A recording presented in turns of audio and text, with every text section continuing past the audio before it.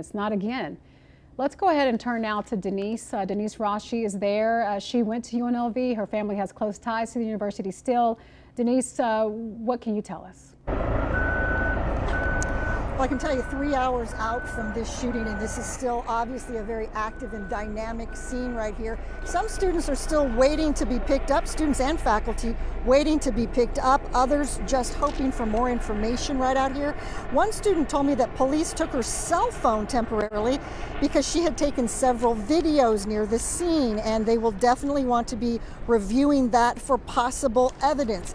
We also talked to another student who was inside the student union, had to be evacuated, and here's what he said after he's had a chance to take this all in. Now that I've calmed down a bit, now I just feel angry. The fact that this happens over and over again is ridiculous. School shootings have been happening since I was born. I was born in the year 2000. It's 2023, and I'm tired of it. And I don't know how I can just walk around on campus after this. I was going to say, this is your safe space. This is supposed to be a place where you feel good. Exactly. This is a place of education, relationships, friendships. College is supposed to be the best time of your life, not the end of it. And we also saw a number of students and faculty being escorted off campus, hands in the air, something we have seen every single time there has been a school shooting. And a lot of people out of here are saying this should be the last time we see that, although they are certainly not optimistic about that. Reporting live, I'm Denise Ross for News 3. Let's go back to you in the studio. Okay, Denise, and that's going to be an active situation for a long time as they investigate this. I'm sure they want to gather all the evidence. So that is going to be locked down for hours upon hours on the campus of UNLV, and streets surrounding the campus are going to be shut down for some time. We don't have an indication for how long.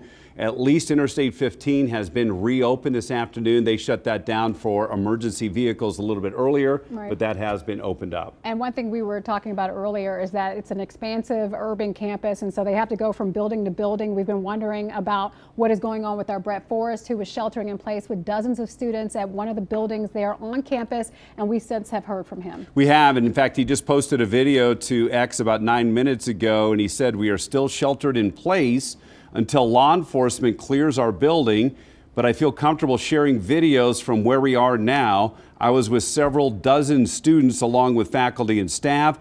Doors were blocked, and we hid in as far back of the room as we could."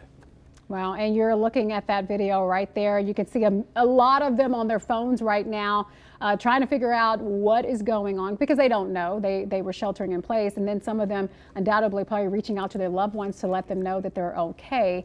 But certainly some very tense moments for them. Yes. At one point, they had the lights off. They were getting as close as they could to the ground and told to stay away from the windows. He also posted this with the video. So he had a caption with this saying, this is from Brett Forrest, our reporter here, saying, "A view from our room where we sheltered. Unfortunately, no part of this building had 0 windows. Students, for their part, kept calm and sought out information any way they could. We are still sheltering." This from 6 minutes ago. Don't want to flood out of the building without police clearing us first. So dozens of students in our Brett Forrest still sheltering in place inside that building on the campus of UNLV. Yeah, very smart of them to stay calm, but it also speaks to just how commonplace this has become, that our students are, at least been warned that stuff like this can happen, and there are drills that are in place at a lot of campuses all across the country, including right here at home. Our Tiffany Lane, she has been there at the media staging event for law enforcement where they briefed us minutes ago. Tiffany, she's now at the convention center where the reunification unit is. Tiffany, let's go ahead and find out from you if you've been able to talk to anyone. Have you seen any families reuniting at this point? Good afternoon, Latoya. So I will say traffic getting here from UNLV, since we were at the campus earlier covering from that area, there's quite a bit of traffic. So I know my colleague here, Steve Wolford, he got here earlier, and there have been a few families who've been coming here, and I'm sure that there will be more since it does take a while to get here from the campus right now with everything going on and different streets being blocked off. But from what we do see here right now, there is an area inside, and out of respect for those families and students, we aren't going in that area right now. But out here in the courtyard, you do see some people coming from a convention that's happening, but also some families. So you have some students who are actually waiting to reunite with their parents, with their friends, with their loved ones right here at this location. And then you also have parents who are waiting, hoping that their students will be arriving here soon. There were even some students who were getting picked up near the campus. We saw that earlier as well. And I have to tell you, those embraces from what we've seen today, they're tear-jerking. It's just seeing that moment of when everything was happening and not knowing where your student was or where that staff member was very heartbreaking. And so people are holding each other extra tight today, following everything that's going on. And of course, everyone we've spoken to here near the campus, they're keeping those impacted by the shooting in their thoughts as well. We're going to stay out here and speak with more families as they continue to arrive. Trying to get an idea, I think they have more than 30,000 students on the campus of UNLV. So has it been a flood of students and staff to that location, or has it been more like a trickle? So what we were told by some of the students, we spoke with one actually right before coming here, he said that they were actually having building by building evacuations so that they wouldn't have all of the students evacuated at once for safety. So he said he actually got out about an hour and a half ago, and that his girlfriend was still inside of one of the other buildings. Thankfully, he said she was safe. He said actually when everything was going down, the first person he contacted was his girlfriend and his friends to make sure they're okay. But several people we've spoken to, several students say they're doing building by building to make sure they don't have everyone evacuating at once. And of course, that's just part of the safety precautions. Also getting a sense that if students choose, they can get home any way they desire, whether it's walking from where they are on campus to their residence, or they can drive away. They're not required to go from campus to the convention center. Is that your understanding? That's very correct. So as I mentioned, we did see some people who were walking off campus being picked up by cars in that area. I did speak with some families, one parent who her niece was actually in the dorm and was locked down inside her dorm, she mentioned. So they never left that area.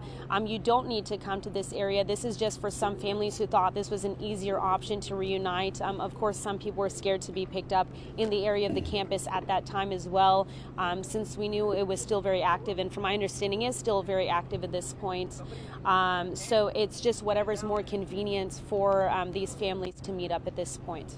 Yeah, and they're also telling people, Tiffany, that they can call ahead as well, 702-455-AIDE, but they're saying that information will be slow going, so they're urging people to have patience if they do call that number and they don't find the exact information that they're looking for. Thank you so much, Tiffany, for your reporting on this, and we'll let you get back to the business of finding out more information for us, as so many people still on edge because we've now learned that at least 3 people have been killed in this situation at UNLV. Yeah, and I'm looking at some heartbreaking video. Again, I'm scanning the social media feeds. This one on X from an hour ago from somebody named Madeline Carter, and you can see a parent trying to come onto campus of UNLV, trying to reunite with her daughter, a student on campus, and the police officer was saying, you got to stand outside the police tape here and call your student on their cell phone. That's the best way to probably find out if your student is okay. But the frantic parent is caught on social media just trying to reunite with her daughter. Yeah, you can only imagine what she's going through. And Andrew Nomura also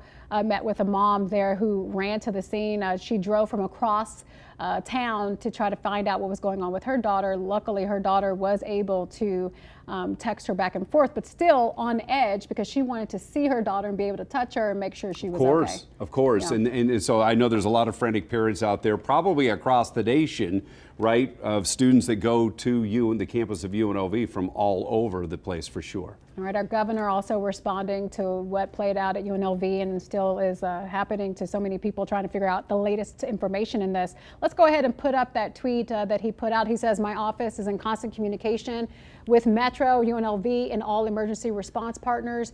If you're on campus, he's saying, please continue to follow their instructions as campus is evacuated. And of course, they will provide an update to us as well. We're told that the next update will probably come here in about 2 hours at 5 p.m. our time. And so you'll want to stay with us for the latest information. But again, the governor trying to stay abreast of the situation, doing all they can to help out all the law enforcement who descended on UNLV today. Was all hands on deck. They did it quickly and fast and in a hurry, trying to make sure that our students were safe. We showed you some video as this was all playing out, this nightmare, and you saw sharpshooters on top of some of the buildings at UNLV. This is a place that I've been multiple times to cover stories. You've been there multiple times. Right. Never could have imagined, even though we report on this all the time, and you hear it from people who have this happen to them say, I see it all the time, but I never thought that it would happen to me. Of course, yeah. And we're also hearing too from Brian Sandoval. He's the president of UNR, used to be the former governor of the state of Nevada, and he's reaching out with hearts, thoughts, prayers for the campus of UNLV as well. And the Nevada System of Higher Education said in earlier messages about campuses being closed statewide, that was incorrect. They're correcting that now, saying that only those institutions in Clark County are closed. So that includes UNLV, CSN, Nevada State University, and Desert Research Institute. All have been shut down for the afternoon because of the shooting on the campus of UNLV. All right, and we mentioned that one of our own, Brett Forrest, was there on campus for another assignment. Had no idea that something like this, of course, was going to go down today, and he was sheltered in place for a number of hours. Brett, where are you now, if you can tell us, and what are you experiencing at this moment?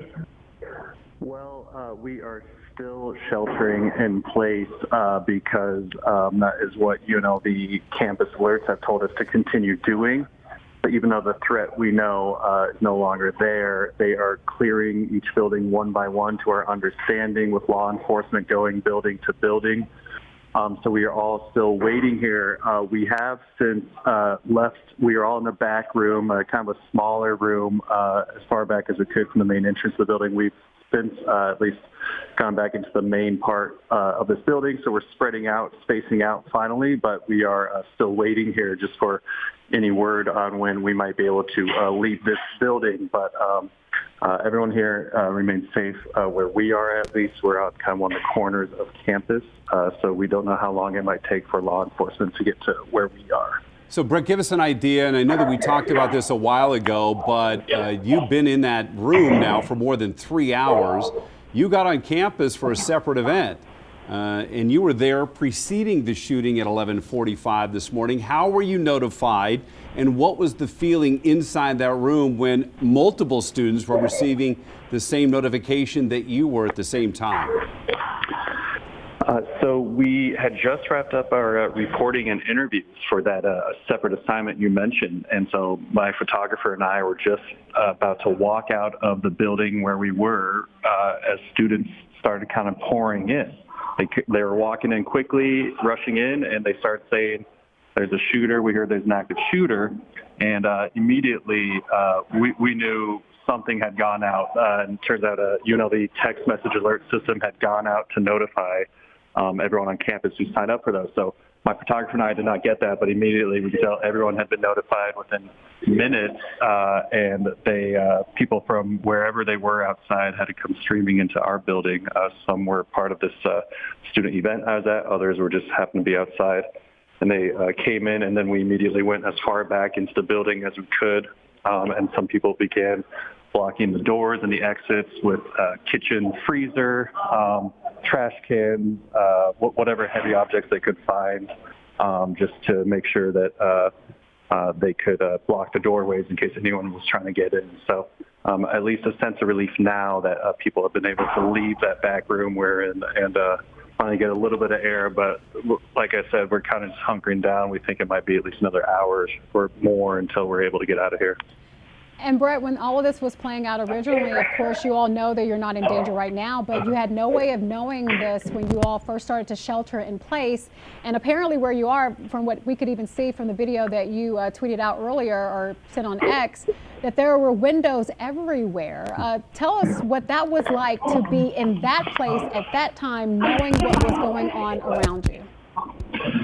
To be honest, it was my first time experiencing something like that. I know in this day and age, it's common for a lot of people, but So I knew we shouldn't be near the windows, but we just simply didn't have a choice because there's just so many windows in this building.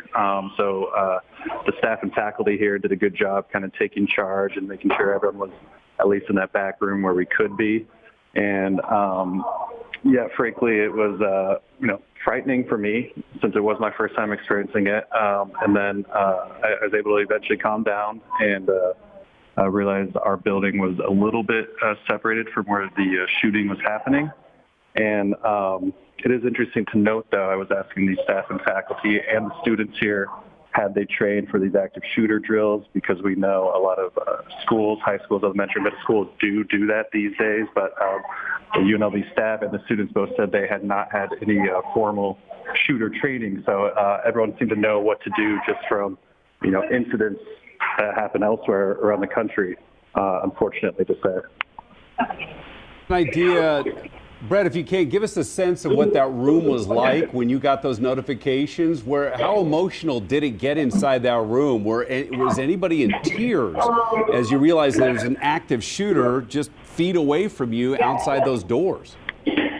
I did not. I was frankly surprised to see just how calm the students were staying throughout the whole process. They immediately just started going through their phones or tablets, whatever they had with them, just trying to get updates from friends, family, colleagues elsewhere on campus, just trying to make sure that their friends were safe. I did hear one student, a woman on the phone, frantically trying to get her friend to check on her other friend on another part of campus. I heard her saying, he doesn't have a phone with him. Can you just go make sure he's okay?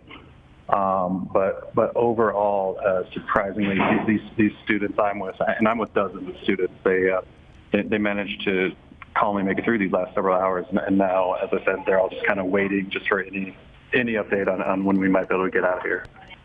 All right, our Brett Forrest there, still on lockdown. Thankfully, you are safe. We've been pulling for you and everyone with you since this all started. We'll check in with you a little bit later, but we appreciate you for all that you've been able to do.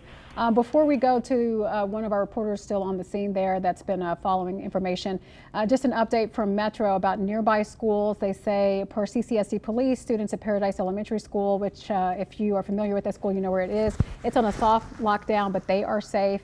And once they're given the all clear, they'll be bused to Orr Middle School, which is on East Katy Avenue. So this has had an impact on not just people here in this building like Brett Forrest, who works with us, but so many people around the valley. No doubt. Our Kristen Drummond, she's been positioned there at Sunrise Hospital, and we believe that at least one of the victims was taken there.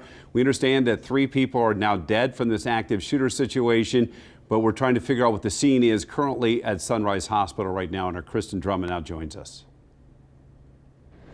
Well, Dana and LaToya, we've been here at Sunrise Hospital since about 12:20 this afternoon.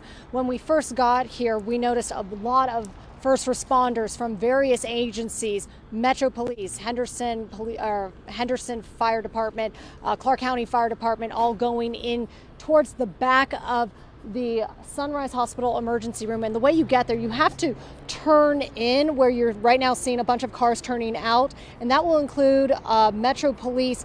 They have cleared from the entrances, and this happened just about 30 minutes ago, because for the last 2 hours they have been making sure no one who isn't supposed to be at the hospital is going in. And we spoke with one man who tells us they were asking if he had any credentials to let him go in because he had a doctor's appointment, and he said he did not, so they turned him away and said you have to keep going.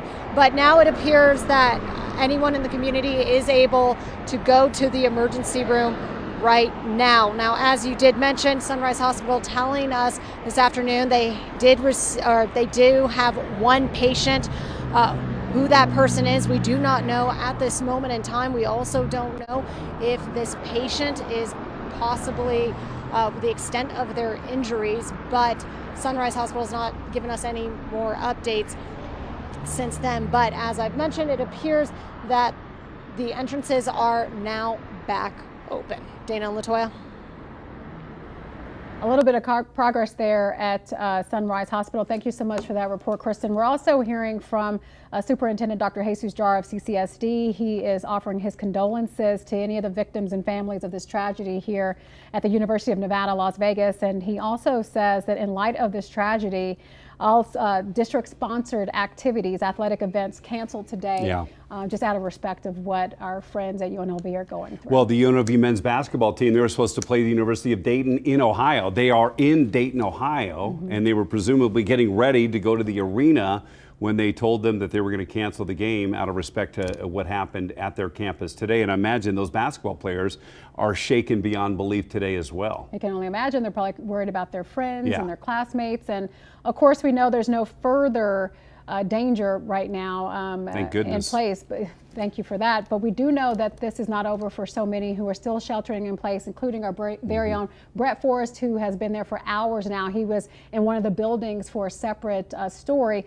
We've also seen a number of students who have been able to be relieved of being stranded there and trapped inside the buildings. In fact, we saw some of them earlier with their hands up, and that's what they, of course, tell them to do. A surreal picture playing out as you see officers patting down these students as they walk out to give them the all clear that they're okay. And we do know that some of them are being transported over to the convention center in the North Hall. In fact, we heard from our Tiffany Lane, who's there now, who says that she's been given word that hundreds of them, in fact, are headed in that direction as families try to reunite with their loved ones. In fact, let's go ahead and check in with Tiffany, who's still there at the convention center at this hour. Yes, Latoya, Dana. So we just received an update from the county. They came up to us and told us that the first bus with students from UNLV will be arriving here. We're actually trying to monitor because we believe that bus may be coming behind us, and if that happens, I will move out of the shot. But these are students who are, obviously trying to get away from that situation. We were told that once they get here to meet up with their family, their loved ones, their friends, they also have services available for them here, social services, mental health services, anything that can help them. I mean, this trauma it all happened just very shortly, very recently, and so they have a lot that they're going through right now. So right when they get here, all of that is available. Now, I did ask how many buses they are anticipating at this point, and they didn't have a clear answer, but we do know again that first bus will be arriving here from UNLV shortly. Tiffany Lane there, who is at the convention center, is being the temporary reunification unit for families to be reunited with any students and staff who are there. We're expecting hundreds, as you heard her say, show up at any minute now. They're coming in on buses. And we're also learning now that crisis support services making available emotional support for anyone who is going through this right now. In fact, you can call 988 and someone who is trained will be able to talk to you about the feelings that undoubtedly you're trying to unpack right now and trying to make sense of the senseless. Again, that's 988. They are standing by, available to help you. I know Jim Snyder, he was efforting to get down to the campus of UNLV. I don't know if he's made it there yet. Oh, we have Sky 3 now. So Kelly Curran, you're up in Sky 3. You have been since this afternoon. And we're seeing some progress on Interstate 15, right? I mean, it was completely shut down. It looked like in both directions for a time earlier on this afternoon. Yeah, I-15 is back open now in both directions. So that's not going to be a problem for us anymore. We were just allowed over here by the scene, though, so that's where we are right now. We're over Maryland Parkway here at UMC's campus, or UNLV's campus, rather. And yeah, you see a very large police presence. Maryland Parkway is closed. Tropicana from Maryland Parkway over to about Paradise, or actually about to almost to the Boulevard, is closed there as well. University Center Drive also closed. Again, we're just arrived on the scene, so we're trying to figure out exactly what we're looking at here. It looks like we've got some tents set up. I don't want to zoom in too tight just because I'm not entirely sure what we're looking at, but I will do that. I'm going to do that now, and then I'm going to come back to you guys later when I got a better idea of what I'm looking at here. Okay, thank you for that. We appreciate it. The bird's eye view from Sky 3, the only news helicopter in the state of Nevada, and it's obviously coming in handy on a day like today. So our Jim Snyder, he has left the station. He's now down at the campus of UNLV, and you've lived in this community for more than 3 decades, and Stories like these impact people like you who have lived here for a long time, who call this place home in different ways than people who may have just moved here recently. No doubt about it. I was just remembering, Dana, my son took piano lessons in one of those buildings here at the UNLV campus some years ago. And so, like everybody here in this community, that we have attachments. Either we know people who are in school here now or who have come through school here. I can tell you, it took, I'm standing right in the middle of University and Maryland Parkway here. We just saw Sky 3 fly overhead. To get here, I came down Eastern, kind of came in the back way down Rochelle, and got some side streets that way. But what really strikes me walking up to this scene is, passing dozens of people either in law enforcement or the media, and you can see behind me, I couldn't even begin to count the number of emergency vehicles that are down here. I would believe somewhere between 50 and 100, maybe upwards of that. And it is just so quiet outside of an occasional, squawk or squeak from a police siren as somebody's trying to get past a barricade or something like that. Really, not many people are even talking down here, just standing in stunned silence. So not a lot of activity with the emergency vehicles going on down here, but just arriving on the scene. We'll be here as they continue to work this investigation and as new information comes in. It was during my drive down here, Dana and Latoya, that the news broke. You guys broke the news that we are talking about deceased victims in this shooting on the UNLV campus. So just, it's heavy down here for sure, for good reason and all the reasons that you guys have been talking about.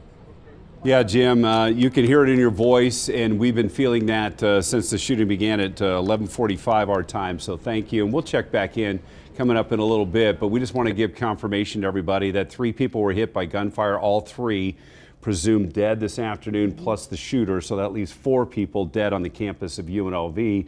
We know that some of those people were transported to Sunrise Hospital. At least one was transported to Sunrise Hospital, as it's a very active investigation. They're going to have crime team up for hours, I would imagine, all the way through the nighttime hours on the campus of UNLV, as students there were in the midst of taking their final exams. Right, and some of them are still sheltering in place as police try to make their way to them. They're going building by building, so that will take a while.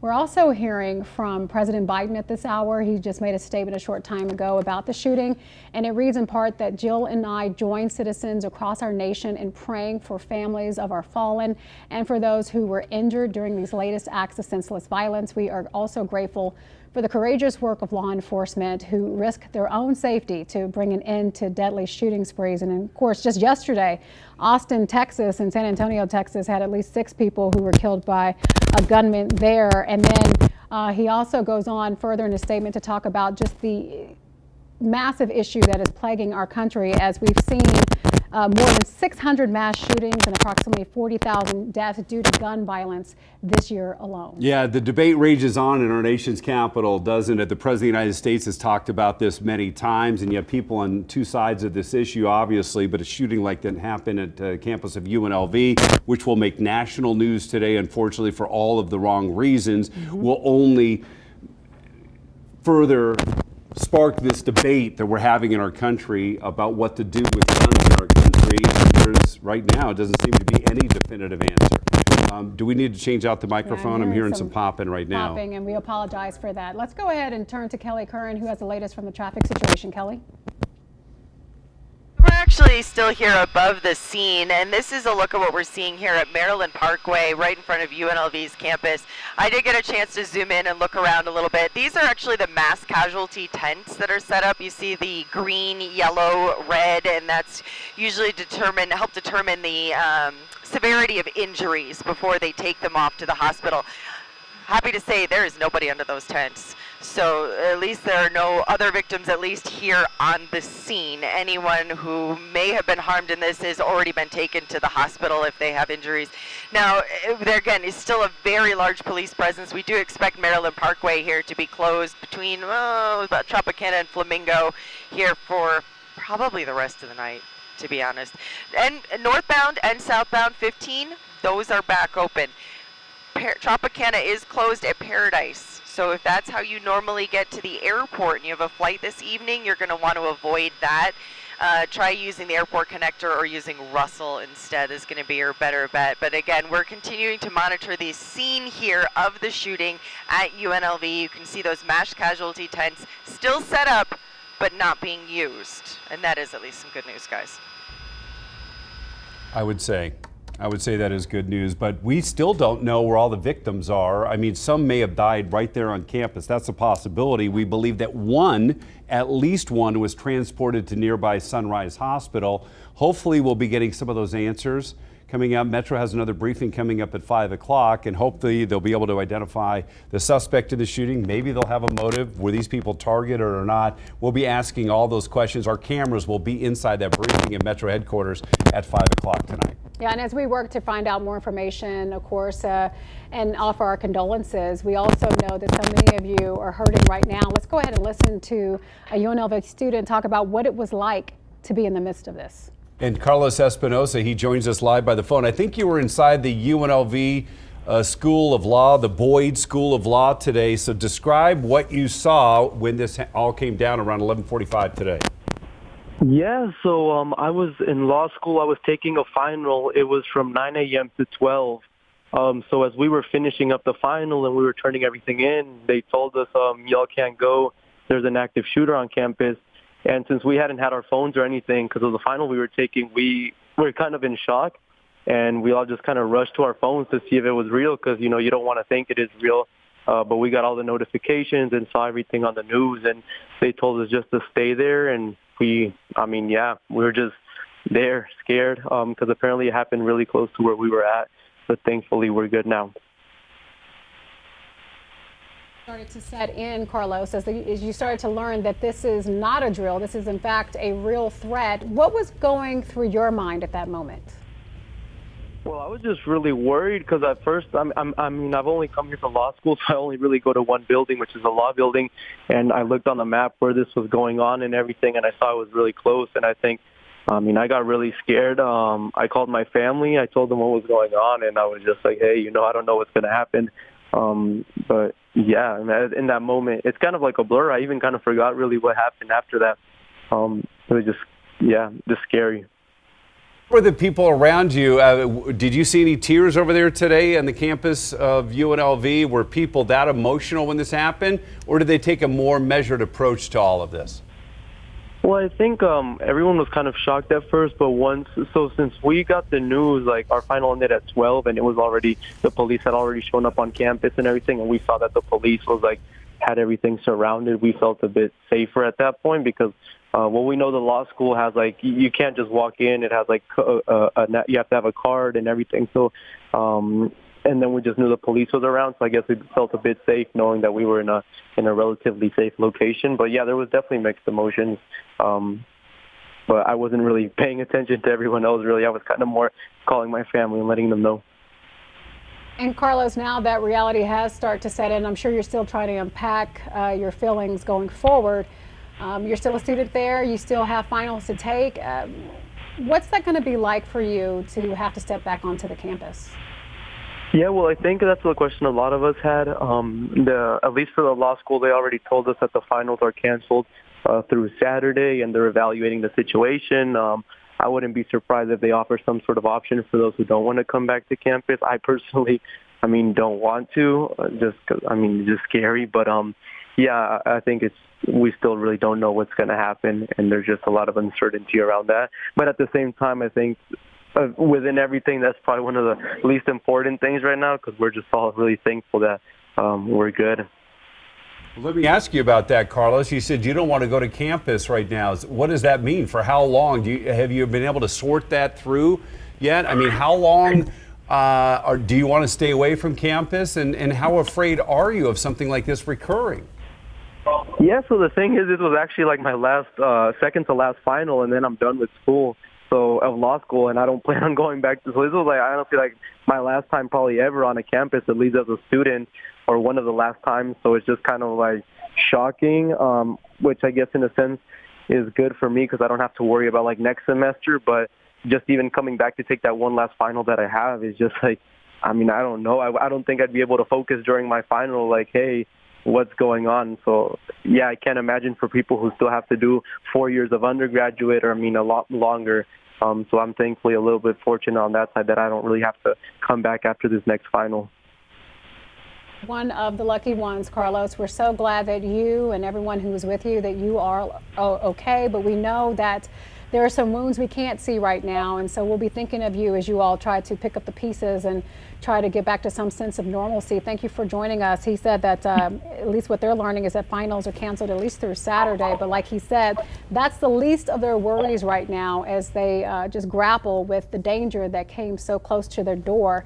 We've been hearing from a number of leaders in our community, also the president speaking out about this as well, and Dr. Jara, the superintendent of Clark County Schools, the latest to offer his condolences. Yeah, and here's his statement. He says the Clark County School District offers our deepest condolences to the victims and families of this tragedy at the University of Nevada, Las Vegas.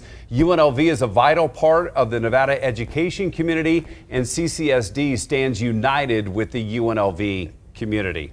We had that student on the phone there, and you could hear it in his voice, and it's going to be a long healing process, not just for one student, but for the more than 30,000 students that go to school on the campus of UNLV, and it will hit different students in different ways, I imagine. I mean, some may never return to campus after what happened there today, 11:45, gunshots ring out, 3 people were shot to death, and the shooter also dead this afternoon as well. And there is help available for anyone who just wants to talk about whatever they're going through, even if they don't even know how to really process that and really verbalize that. If you don't have the vocabulary for it, there are experts who want to listen to you. You can call 988. They're offering that service for everyone there that's impacted. I think it's really poignant what you said about it's going to impact people differently. And even if they weren't on campus today, perhaps they missed school today for whatever reason. Not everybody had class today, right? Yeah, or they were stuck in traffic. It's still going to hit them. And even those who have no affiliation with the university right now. This is happening in our community, the place that we love, the place that many of us have lived there for years, or perhaps you're new to the community. But one thing I can say, if you are new to this area, a lot of people know us for the glitz and the glamour of the entertainment capital of the world, but we also are a community, and we have unfortunately faced tragedy before, and we will rally and put our arms around each other and support everyone who needs it until they don't need it anymore. We are Vegas strong. Those words ring true again today, just like they did 6 years ago. Our Tiffany Lane joins us from the Convention Center this afternoon. They're calling that the Reunification Center. Been arriving to the center, and we assume they're on that bus as we speak. Tiffany? Yeah, so we are awaiting, we do see a bus here, an RTC City bus. Now, we don't know yet if these are staff and students from UNLV. We're going to continue to monitor that, but we did see when this bus was pulling up just a moment ago, we did see some law enforcement officials getting on there speaking with the driver. So we're waiting as these individuals get off to see if this is the bus with the UNLV students. I do actually see some families that are running over towards the bus, so that is a sign that this could possibly be it. One of the things we do know is that these are people who are coming from UNLV at this reunification center. This is the area where those who weren't able to be picked up or even leave and evacuate from that UNLV area chose to come here to meet with whoever they are trying to meet up with. We also know that another thing they have at this convention center for them when they arrive outside of that reunification is that there are social services. We do see the vehicles for that from the county, as well as mental health services available. We do know that this has been a very, very traumatic day for so many people who were on that campus, people who are around the campus. So all of that is available when they get here. Now, as you see, this bus is going around. I don't know if these are individuals being dropped off at a different location, but we will meet up with the county right now to get a little more information. They might just be dropping them off around the corner there where there are fewer cars. But again, I did see some families running towards that bus right now, hoping to see if their family member is on there. From them, obviously, right? So hopefully you'll be able to have some access to them, and we're also hoping to see some of the reunions that are taking place inside the convention center. Those will be emotional this afternoon as well. Yeah, have you heard anything so far from the people who may be waiting to reunite with someone who's on a bus right now? Yeah, so Steve Wolford and I have been here for a while now, and there have actually been some students who arrived in a different way other than the buses, who got here on their own, who were able to meet up with their parents. We also saw some parents who've been waiting here, who've been trying to get in contact with their children. So some of those individuals actually were reunited just through different routes other than using the bus. And then we do see some people that are still arriving here at this point, but we do know just something we personally experienced driving from UNLV to over here, the traffic was very heavy, so it has been taking some people a while to arrive at this location. You know, obviously this is a very personal time for some of these families to meet up because earlier we were speaking with some families, they weren't able to get a hold of their kids when they were calling them, and so it's just been very emotional, not only for the staff and students on campus but also the families just trying to get answers and make sure that their children, their siblings, their loved ones are okay. Tiffany, we're also hearing from Steve Wolford, our reporter, who's also at the convention center. He just texted this to me. He said he's looking at what is likely a dozen unmarked police sedans. People who got out were likely detectives, according to Steve, and he imagined they're going to be taking statements. I don't know if from your vantage point you can see what Steve is talking about with those unmarked police sedans arriving there at the convention center.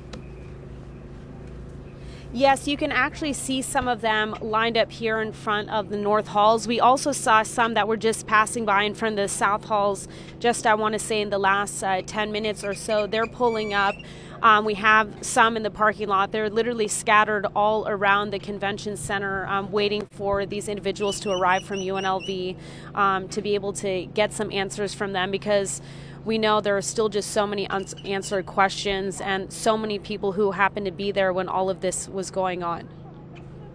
All right, our Tiffany Lane there at the Reunification Center, stage now in the North Hall of the Convention Center. We saw bus loads of people from UNLV being transported there. They're waiting to be reunited with their loved ones.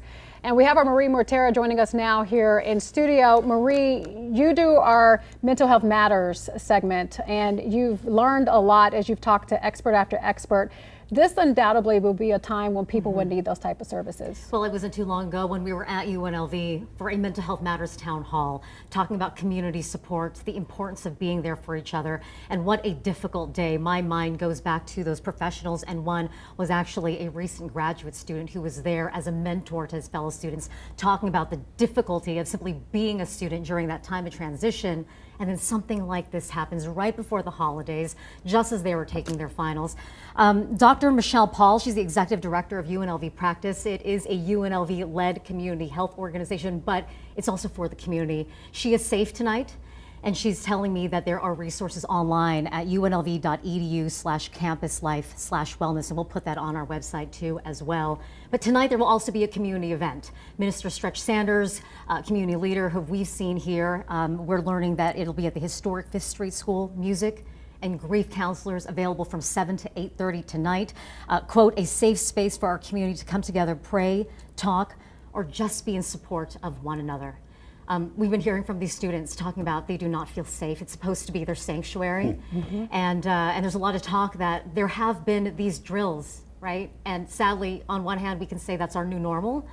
But there was a professor telling MSNBC today, this is not okay. Right. This is, we can do these drills. It's a new normal, but we don't have to be okay with it. No, certainly not. And it's Jason Johnson, and he said, you know, these students are not going to be okay. The impact of this kind of violence is so extreme on the faculty, on the staff, on the feelings of everybody, and it lingers, and that these kids have lost their safety. Yeah, we just talked to a student, Carlos, who said he doesn't want to return to campus. Right. Exactly, and you can see some of the images from campus earlier today, but it is rocked the campus of UNLV, and not just that, but it's rocked the entire city of Las Vegas, the Southern Nevada community, just like the 1 October shooting did 6 years ago. And so we're still healing from that from 6 years ago, and now this, but it just seems like it's never ending, right? And the president spoke to that just a few minutes ago. He released a statement talking about this is not normal and we can never let it become normal. He pointed out in his statement as he offered his condolences that we've already, our nation, this year alone, 600 mass shootings. 40,000 people have died due to gun violence this year. Staggering numbers. Yeah. It just really takes your breath away. This community is hurting once again, as you pointed out, Dana. Not too many years ago, where we saw the 15 shut down because of 1 October. Today, once again, the freeway shutting down, because of another emergency response. And it was just last week when we said farewell to 2 law enforcement officers killed on the side of the freeway. I read a story in the news last night. The year's not done. They were saying that 2023 would be a record-breaking year for mass shootings in America. Right. And right? Yeah. And so, I mean, it's not like they're going down. They're going up. And, you know, when we hear those numbers and we're seeing, you know, 3 sadly lost their lives here today, they're not just numbers. There's somebody, there's somebody's loved one, there's somebody's everything. And sadly, they are no longer here. And we want to just say that our hearts are hurting for you now. And we are here with you trying to do our best to give deference to the seriousness of the situation. Also very thankful for all the people who are safe at this hour. One of them, one of our own. We have Dominic on the phone as well. He is an editor there, but an editor here at our operation at News 3, but also a UNLV student. Dominic, you were one of the first people to alert us that trouble was brewing there on campus. I think all of our hearts dropped when we saw your email out to everyone at the station saying that you were in hiding. Yeah, it was scary. I'm back home safe with my family, so it's okay. But I've never been a part of this. I grew up in Vegas, and I saw 1 October, and tragedy is different when you're on the outside looking in. But being a part of it, it was scary. But it's learning journalism and being around everyone at KSNV. I kind of remembered like you have to tell a difficult story sometimes. So that's what kind of put me into action. And I just wanted to communicate that I was safe because I know I'm close with a lot of people at the station, just kind of update everyone as soon as possible, as much as I could through the fear.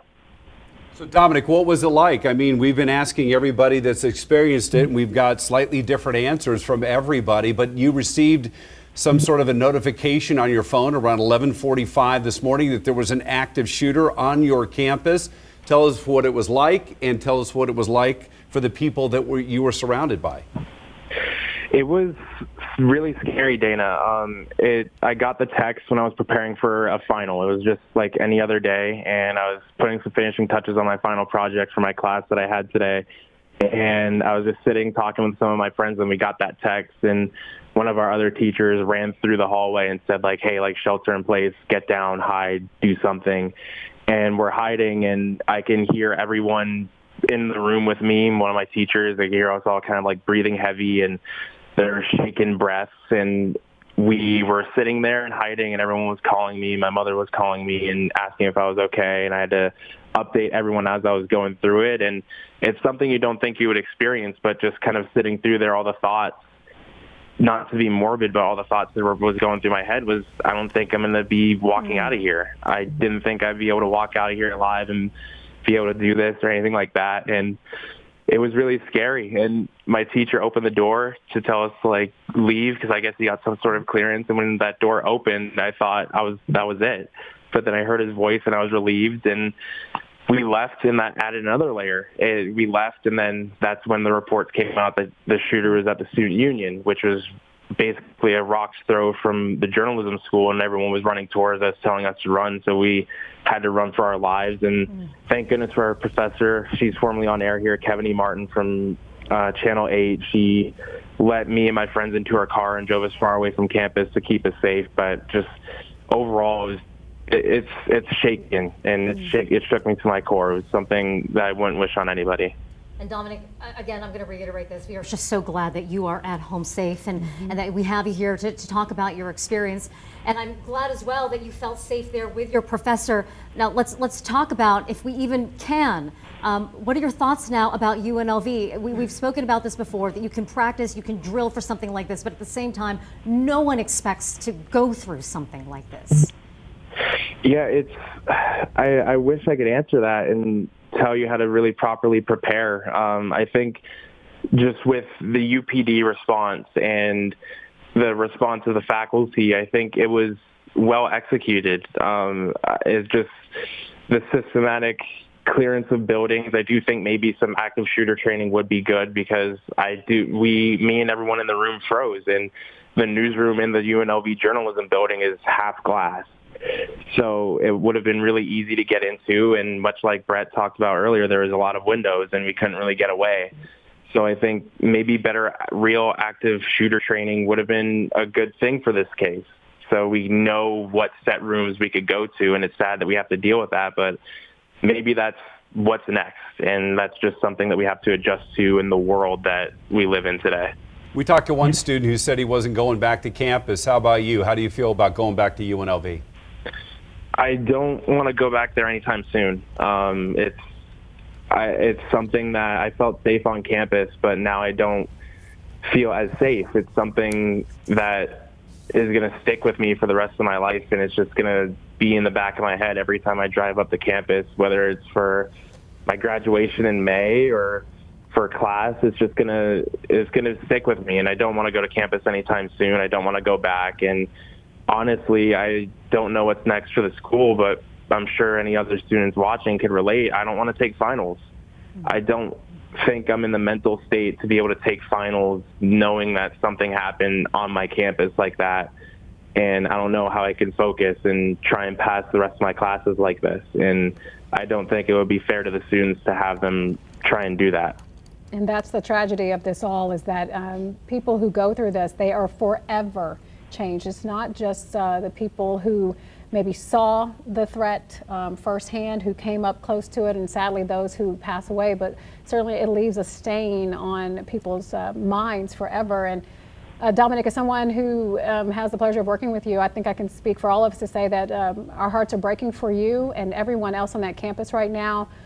We hate that you had to go through it, and so many people say that you shouldn't have to go through it, and we all know that as well. So we'll be here for you from now until you don't need us, and so you are not alone, and I'm sure the same can be said for many of the people that you sheltered in place with today. Thank you so much. We'll check back in with you if it's possible, but that's the real, I think, heartbreaking. Of course. You know, to know someone like that, and just to hear from him and the other students who are like, I never want to go back to this campus. I can't do it. And we have friends and family that were at the Route 91 Harvest Festival, right? I mean, Fred Smith is a good buddy of mine, and his wife's sister was murdered that night, and that's something that you live with for the rest of your life, right? Yeah. And so now you're going to have students on this campus who never want to go back to the campus of UNLV.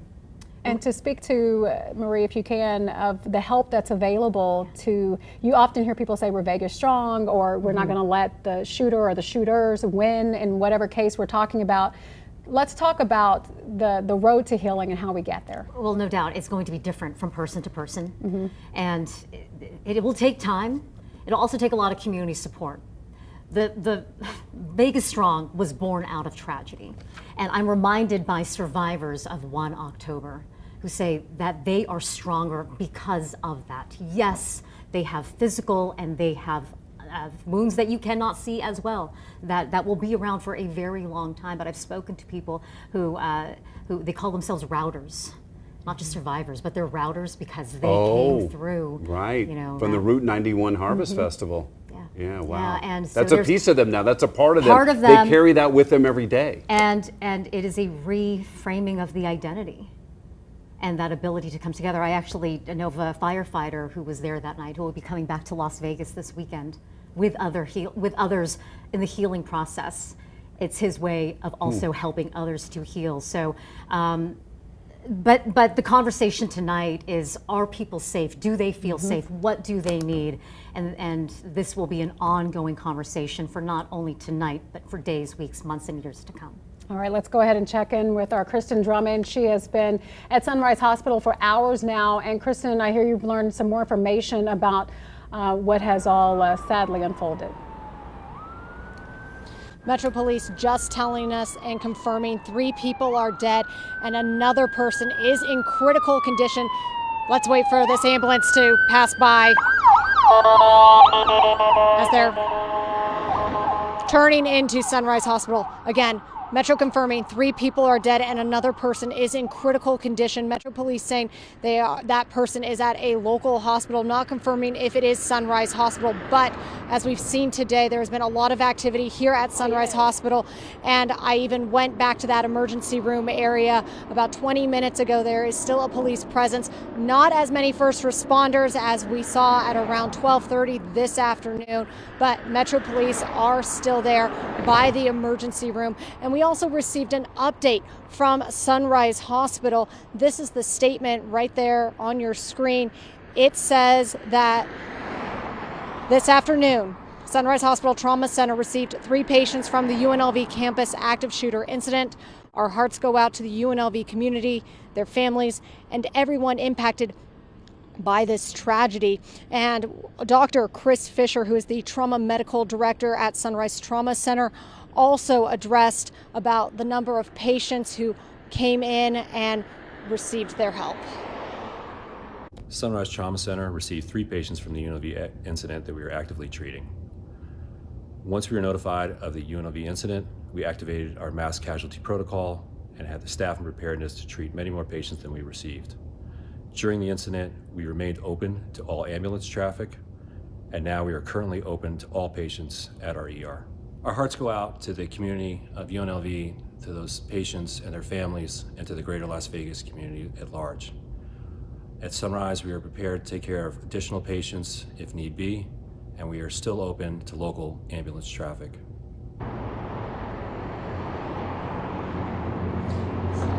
So the doctor mentioning that they are open to ambulance traffic, but earlier we did see them turning away patients who were trying to access the emergency room here at Sunrise Hospital. Metro Police outside checking credentials, making sure only those ambulance traffic, doctors, nurses, other medical staff were the only ones having access to the emergency room here behind me.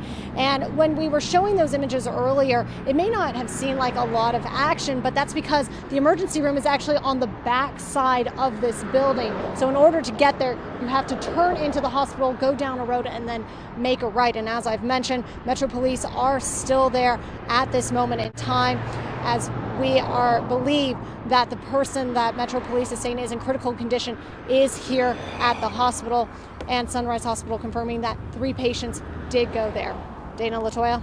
Before you leave us, Kristen, I just want to make sure for accuracy's sake. So when you say 3 are dead, are we talking 3 victims? Is that not including the suspect who we heard about on the onset of this? Metro Police not confirming if that includes the suspect, but from what we understand, they are just saying, sorry, it is 3 victims. I apologize. It is 3 victims that are dead, and another person, which is a victim, is in critical condition. So that is now a total of 4 people that we know who have been hurt. Reporting for us now, Kristen Drummond, thank you for that sad update. We have 3 victims dead, another person in critical condition at a local hospital. We're not sure if that's Sunrise. She was talking about how we didn't see a lot of activity, but I was struck by what we did see, and that was before, when we were talking to her earlier, there was no traffic on the roads. They had everything shut down. Shut down so they could get the victims to the hospital in a timely fashion. And that was the first time we heard that now there's 4 victims, right? 4 people were shot by this active shooter. That's the first time we've heard that this afternoon. Earlier updates coming from Metro and others saying that there was 3 people shot. For the first time, we're hearing 4 now. And one of those people in critical condition. So we will stay on top of what we learned from the hospitals. In the meantime, let's go back out to UNLV now. We have our Jim Snyder there. And Jim, not only are you there, but you are with Brett and photojournalist Jay as well, joining us. And glad to see them. They were on lockdown. Let's get to you guys right away, hear how they're doing. Yeah. Marie, this is really a sight for sore eyes for our News 3 family to see Jay and Brett here in the flesh. You've been hearing from Brett all afternoon. Guys, we're so glad you came through this okay. You were right, and you were there from the beginning, and now we want to find out a little bit more about how that played out. You were just wrapping up shooting an unrelated story. We're about to leave that classroom. Yeah, we're just a couple buildings over from here. trying to walk out the door when some students just start kind of pouring in the door, which right away I thought this is kind of strange. And then they started saying there's a shooter, we have to shelter in place.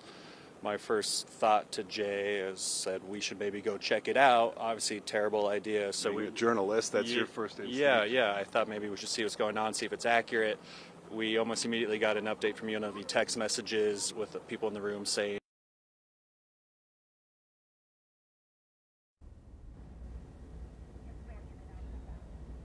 All right, that was Jim Snyder there talking to our very own reporter Brett Forrest. As he mentioned, obviously we're having technical difficulties, but so surreal to see someone who you see usually reporting the news has now suddenly become part of the news. Well, he was on campus for something else entirely. He was there before the shots rang out, and then they all got these notifications on their phone that there was an active shooter on campus.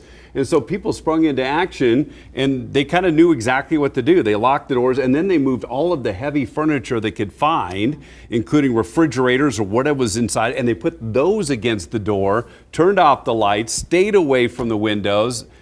You wouldn't think that you would have to know what to do in a situation like this, but it sounds like they knew exactly what to do. Yeah, interesting to know too is that they've probably just knew what to do from all of the unfortunate mass shootings that have happened around the country, because we learned today they haven't actually had any drills there at UNLV. At least the students that we've talked to said that they didn't have a drill, but they just knew what to do because sadly this has become a common occurrence. It's a story we do far too often. Right. And right before we lost Brett, I'm sorry, we were just hearing from our producer. Is Brett available again? It was Sky 3. Oh, Sky 3. All right, so let's go back out to Sky 3 now for another vantage point. Kelly, what are you seeing from where you are? Well, we did see the police sweeping the building, and we actually took some of the kids out a little bit earlier. Now, here's what we're seeing right now. This is the scene here at Maryland Parkway, right in front of UNLV's campus, and you can see this is kind of the base here where they've got those mass casualty tents up. You see a huge police presence, a SWAT vehicle here as well. Fire is on scene, Clark County Fire. Ambulances here as well. And I want to talk about the road closures here. So Maryland Parkway right now is closed from Flamingo to Tropicana. It's going to be closed probably most of the evening, so let's just try and stay away from there. University Center also closed from Tropicana to Flamingo. Tropicana also closed here from about Koval over to Maryland Parkway, and that could definitely cause some problems for you if you're trying to get to the airport. If you do have a flight to catch, of course, check in, make sure everything is set to fly. You don't want to use Paradise, though. Let's try and use the 215 airport connector there, or use Russell to get to that. Harmon, a segment of Harmon also closed here from University Center over toward Maryland Parkway because of this situation. Again, this will likely be closed for several hours. Now, the 15 north and southbound is back open. That is all reopened there. So now it's just the area immediately around the campus that we're continuing to deal with these closures. And again, the biggest presence right here on the screen. That's where you're seeing the bulk of the action right now. And you can still see quite a few officers kind of standing around talking, probably getting some briefings, trying to figure out what they've seen. It looks like they're packing up part of that mass casualty tent there as well. The yellow one is actually being packed up at the moment. The red one's already gone. So that is good news. At least we're packing those away. Yeah, and at this hour, we're looking for all the good news we can find. Thank you so much, Kelly. Right, there hasn't been much. I'm wondering how many of these protocols, practices that were put in place today came from 1 October. Oh, I'd say a lot of them, yeah. Right? I would say and we were talking about this earlier on the air, is that they practice now, local law enforcement, for these active shooter situations. They have a new training facility, and they'll have somebody go inside the building and play the active shooter, and they'll get the call and they'll rush in. So law enforcement trains for this constantly, and I think they've changed protocols at our local hospitals as well, because what happened on 1 October, I mean, it just flooded the emergency rooms in town, and quite frankly, they were on the edge of not being able to handle all of the mass casualties. Let's go ahead and check back into our Jim Snyder. He is there with our Brett Forrest. We also have one of our photojournalists, Jay, there as well.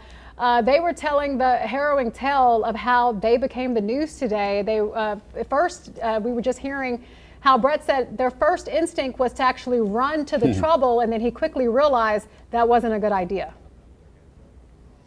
Right, and glad to have the signal back up. And this is really kind of a rare perspective that we're able to get because these guys were inside. And Jay, when our signal went out, you were telling us about it hitting you the moment.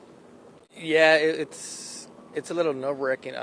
My first instinct was obviously hide, and second is just try to, I guess, stay alive and try to make it home to my kids, my wife.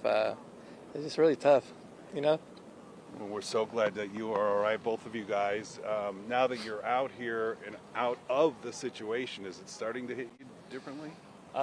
It's surreal. Jay and I keep looking around because we've been sheltered in place for the last 4 hours. We just got out 15 minutes ago. We were in a building right over here, and when I pulled up the map and realized how close we were to it, it's my first time being in a situation like this. We cover it on the other side, like you said, a lot. But to be sheltering in place, I've never done that. I was frankly shaking a bit at the start, but once I saw how calm the students were, which really hit me, generational thing maybe, just because they've kind of grown up with this. Sadly, yeah. I was probably the most nervous one there at the start, and then once I saw how calm they were, it calmed me down, and there were probably, I think as we were saying, almost 50 people with us, mostly students, some teachers and faculty, and a lot of these students, we were interviewing them, they're graduating in 2 weeks, so it's just tough to think that they had to go through this right before their graduation. No doubt. Tell us a little bit about, Brett, the protocol as you exited the building. What were police telling you? So it's interesting because we thought we might have to come out with our hands up. I had just witnessed some students over to the side of us doing that same thing, but a police officer came, campus police officer, and he basically just said, you can grab your belongings and just walk out these doors to the basketball arena, the Thomas and Mack Center, and then once they saw us that we weren't students, they sent us over here. So I think at this point, because we're kind of on the edge of campus, they had hit most of the other buildings to evacuate them, that they were comfortable kind of letting us come out with our stuff, and we didn't have to put our hands up or anything. Jay, Brett was talking about how calm everyone remained. Did that go through the afternoon, even as you waited hours for the police to come? Yeah, students were kind of, I guess, helping, me and us, because we were kind of not showing it, but I was still scared, and like I said, we were looking at our updates on our phones, try to keep as quiet as we can, it's just, on the floor and stuff like that. It was something different. I can say, and I think I don't want to ever live it again. Right. That's for sure. But it's part of my nature, I guess, of our job nowadays. Well, sadly, yes. And we're going to let you get home to your family. What's the first thing you're going to do when you get home tonight? Tell them I love them and hug them, for sure. All right. Yeah. You guys feel like you're holding up all right? It's been a taxing day. Yeah. Again, it's just surreal to come out and just see this heavy police presence, just because we've been in such a small, confined room for 4 hours.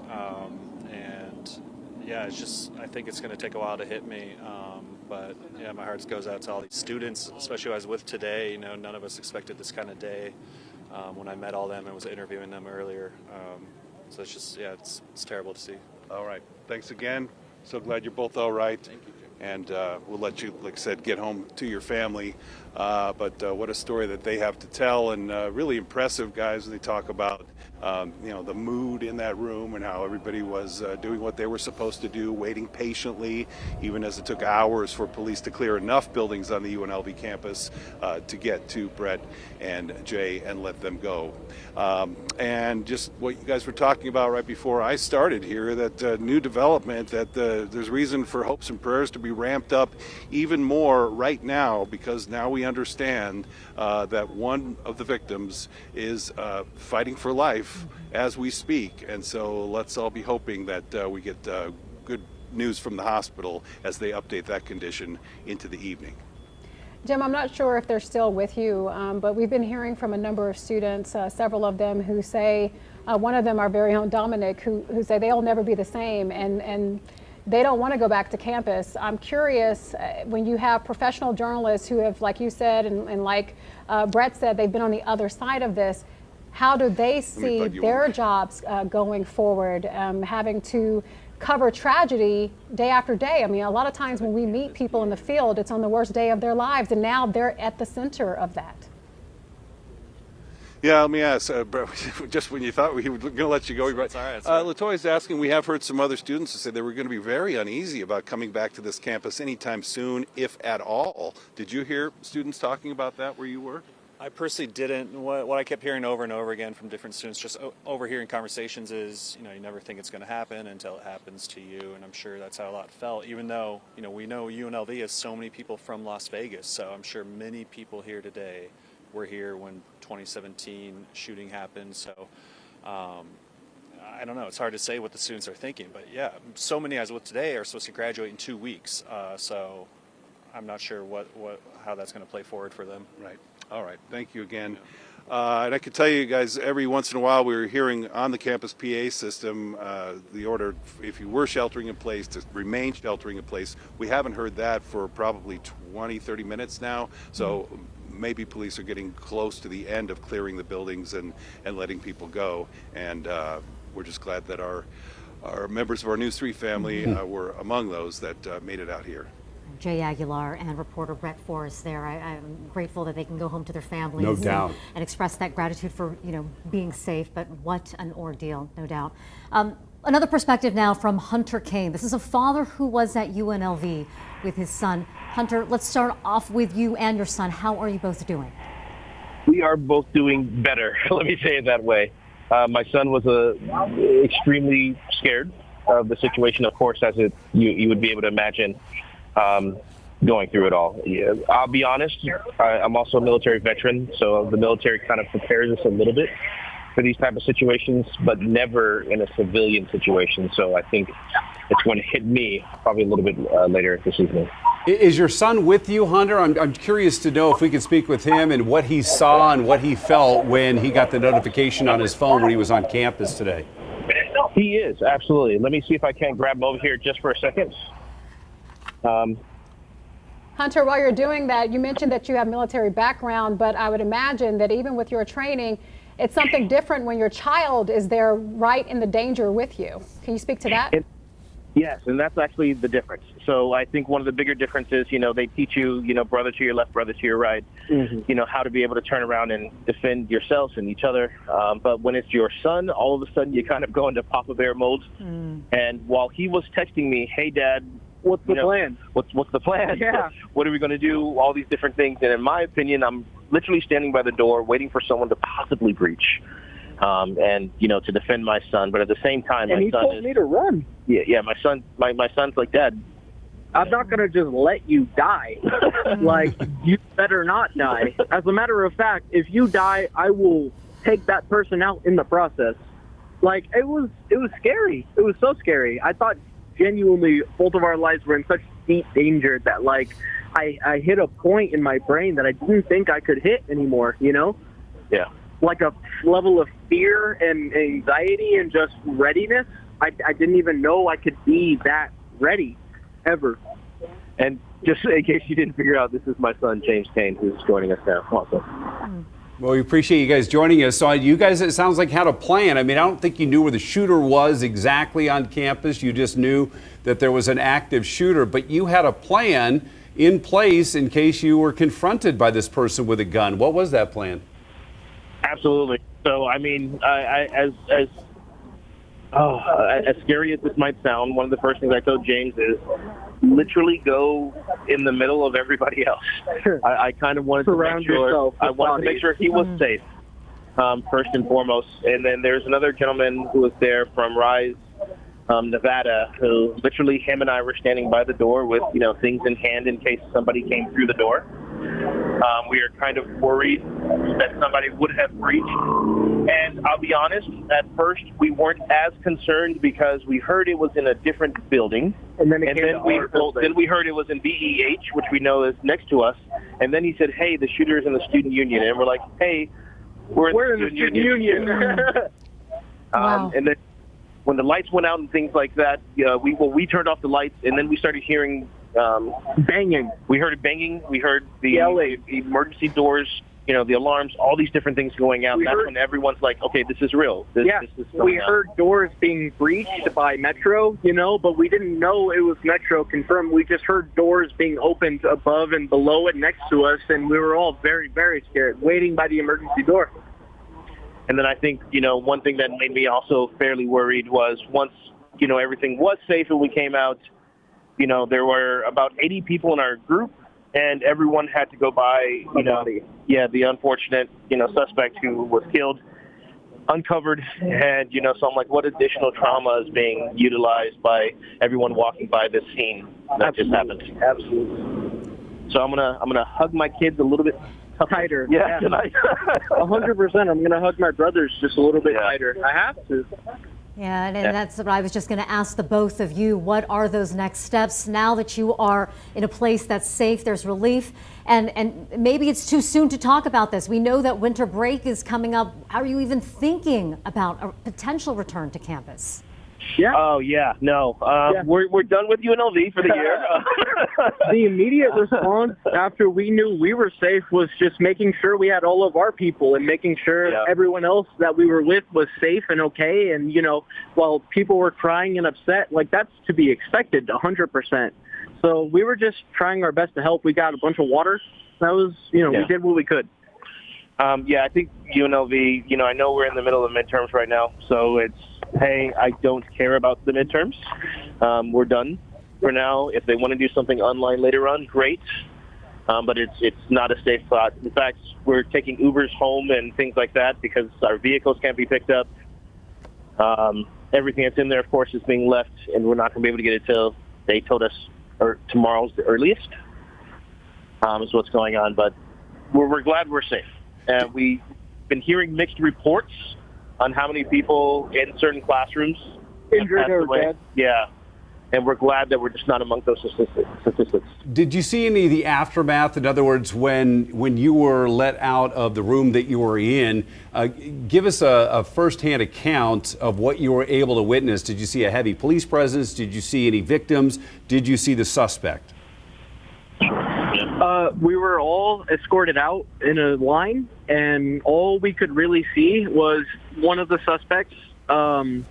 He was clearly, if not dead, unconscious and cuffed. He's clearly dead. Yeah, he was very clearly dead, though. He was very injured, and we had to walk right by it. And after that, it was it. We were clear of all danger. We didn't really see anything except for the aftermath of one of the shooters being taken down.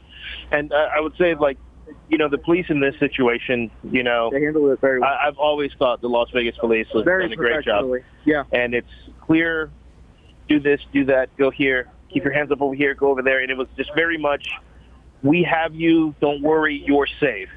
And it was just that feeling from the moment they came in, everybody was happy. And I think everybody broke down. Yeah, everyone was able to take a deep breath and let their tears out and let their, fear out, because they knew while we're walking down this hallway, we have 5-6 police officers guarding us. We were safe. I agree 100%. James and Hunter, you're saying one of the shooters, from what we're learning from law enforcement, they believe, at least what they've told us, is that there's one shooter. And sadly, we've learned that there are 3 victims who have passed away, and one person is in critical condition. Are you guys hearing something different at the scene? Yeah. Oh, wow. Yeah. We're hearing very different things. We heard that there's 12 victims. That there was 12 victims. An additional 18 injured. And then we've heard that there were 3 shooters altogether, 1 dead, 1 detained, and 1 still on the loose. But then again, we're always getting secondhand information. Yeah. Well, that's what I wanted to ask you guys. I'm sorry to cut you off, but I want to know where you heard that from. Is this word of mouth, student to student? You're not hearing this from any official source, right? It was the UNLV website for UNLV for the casualty count. Yes. And then that same thing, CSN. We had, and then one of the people in our group also had some close friends that worked at the nearby hospital, who said that they brought in at least 8 people to that specific hospital from the UNLV thing. So we just kept hearing information, but unsure what was true. Yeah. Which made it more nerve-wracking. Right. We want to thank you all for this harrowing tale that we hate that you had to tell. Again, that's Hunter Kane and his son. Hunter has experience in the military trained, and you can see that from what he was saying is that military training kicked in, but also he became Papa Bear as well, trying to protect his son James, who's a student there, who says that he's done with UNLV as far as he's concerned right now, as they were trying to prepare for their finals. Again, you were hearing them say that they've heard a number of things come out about what exactly is the situation here with the victims and how many shooters. But police right now are at least telling us that there are 3 dead, 3 victims, and 1 person fighting for their life right now. And then the shooter, we're told, is deceased. Are you learning more? Well, I'm glad you brought that up. I just want to be very careful with the information we're providing. I mean, it's one thing to hear rumor and innuendo. We want to try to stick to facts, obviously, here. So we're going to be very measured and careful when we talk about these victims. But we are getting some information from NBC investigations. Obviously, this now a national story, and NBC is telling us that 3 law enforcement sources familiar with the investigation at NBC News say that the suspect in the shooting is a male in his 60s. No immediate information on the suspect's identity or motive or why the individual chose UNLV to carry out the shooting, which has now taken 3 lives and has sent 1 more to a hospital in critical condition. Again, that's from NBC News. From NBC News. Okay. All right, so yeah, we have to be correct in this and to, again, show deference to the seriousness of the situation. Let's go back to Tiffany Lane. She is there at the Reunification Center, the convention center, where a busload of folks from UNLV were taken so they could reunite with their loved ones. What have you learned since we last saw you?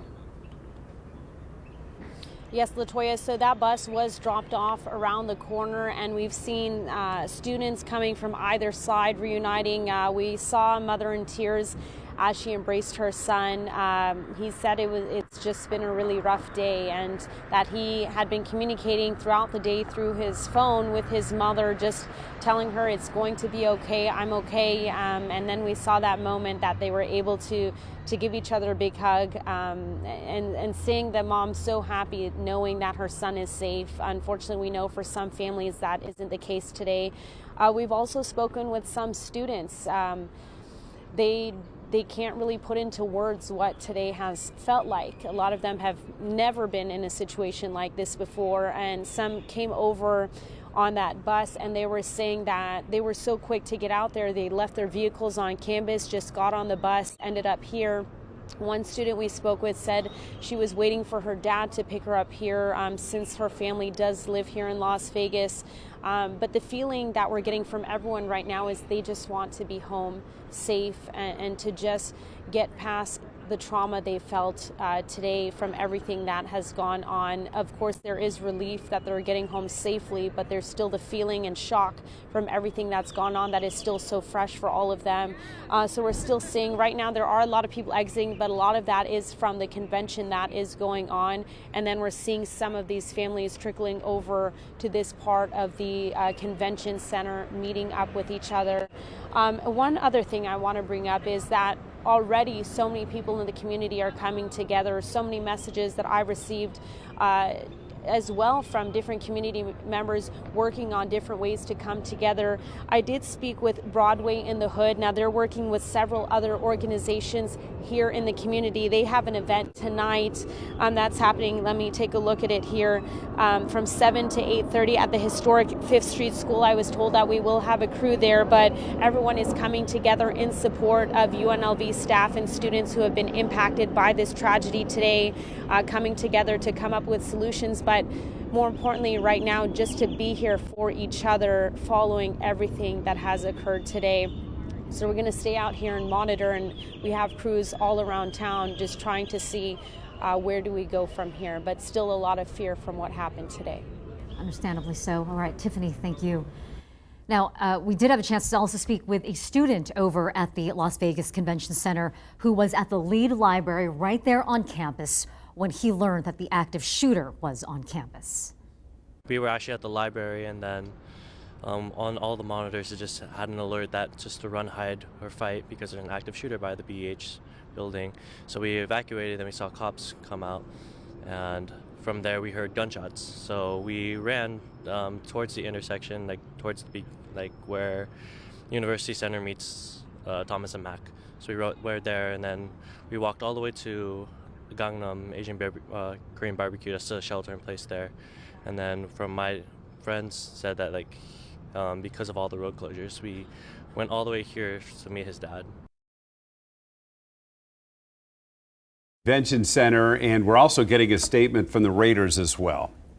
Yeah, and here's what it says. It says the Las Vegas Raiders are deeply saddened by the tragic events that occurred at UNLV today. Our hearts go out to the victims, their families, and all those affected by this senseless act of violence. We are committed to helping our friends at UNLV and also the greater Las Vegas community heal, and are grateful for the efforts of our first responders. And of course, we know our first responders also dealing with tragedy of their own after they lost two of their own last Thursday, when a suspected drunk driver hit and killed two troopers. And so it's really been a tough time. Are you kidding me? For Las Vegas. The first funeral for the first troopers Friday, and the next one's on Monday. There was supposed to be a fundraising event, a candlelight memorial for the Injured Police Officers Fund, an organization that raises money for families impacted by tragedy.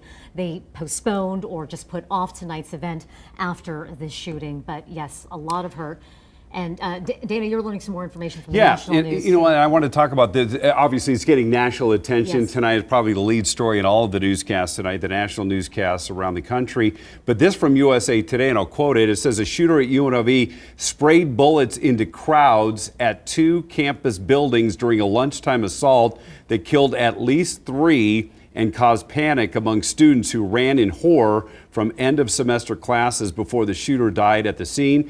They say that the shooter entered the Beam Hall first, and then 20 minutes later entered the Student Union building. So we have 2 different locations. We know that 3 victims are dead. One's in critical condition. We don't know where they were shot, which building they were shot, but we do know that the suspect in this case is also dead. And NBC News reporting their investigators saying that the suspect, identified only as a man in his 60s, no exact identity or motive in this case very early on in this investigation. Yeah, and of course, when anything like this happens, the first thing you think after you want to know if everyone is safe is why? Yeah. And that's going to be a long road. Of course, our crews continue to get reaction from people at the scene there, living out their worst nightmares. Let's go ahead and listen to another person who was there at the campus at the time.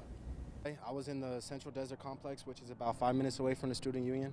So then we just heard loud pops, and then we hear on the radar, the television, on the telephone, we hear, I'm in there with the director of student conduct. So he's just telling us, like, just stay in there, and then, like, don't go out. And then I go outside to get over here where I'm at right now. This is like a 10-minute walk. And then there's police officers carrying assault rifles, like telling me, keep your hands in the air, walk on the sidewalk.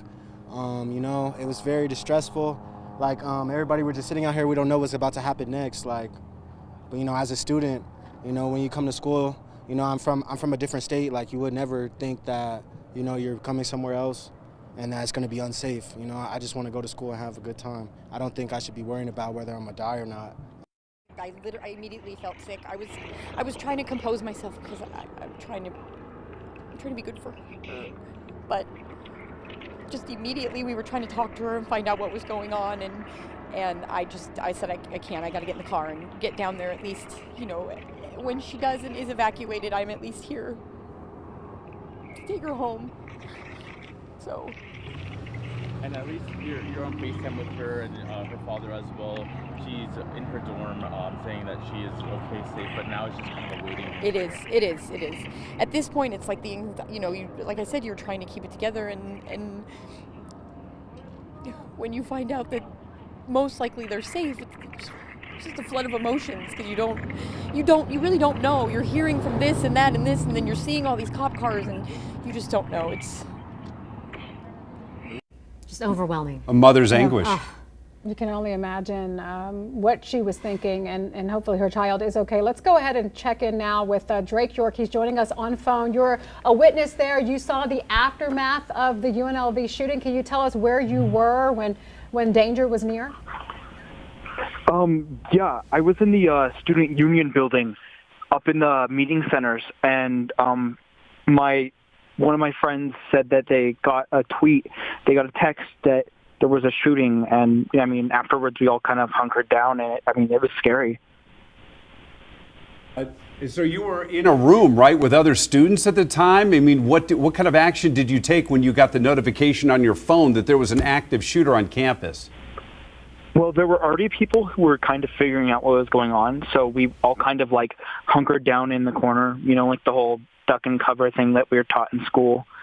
And I mean, I mean, it was scary, but a lot of us just started texting family and friends and, standing by exit doors and making sure that all the doors were locked. And, I mean, yeah, checking and making sure that what was going on was updated to everybody. A lot of people were kind of, talking to each other and making sure that information was spread around the entire room, which was a big relief, right? So, I mean, I think that as a whole, we handled it well.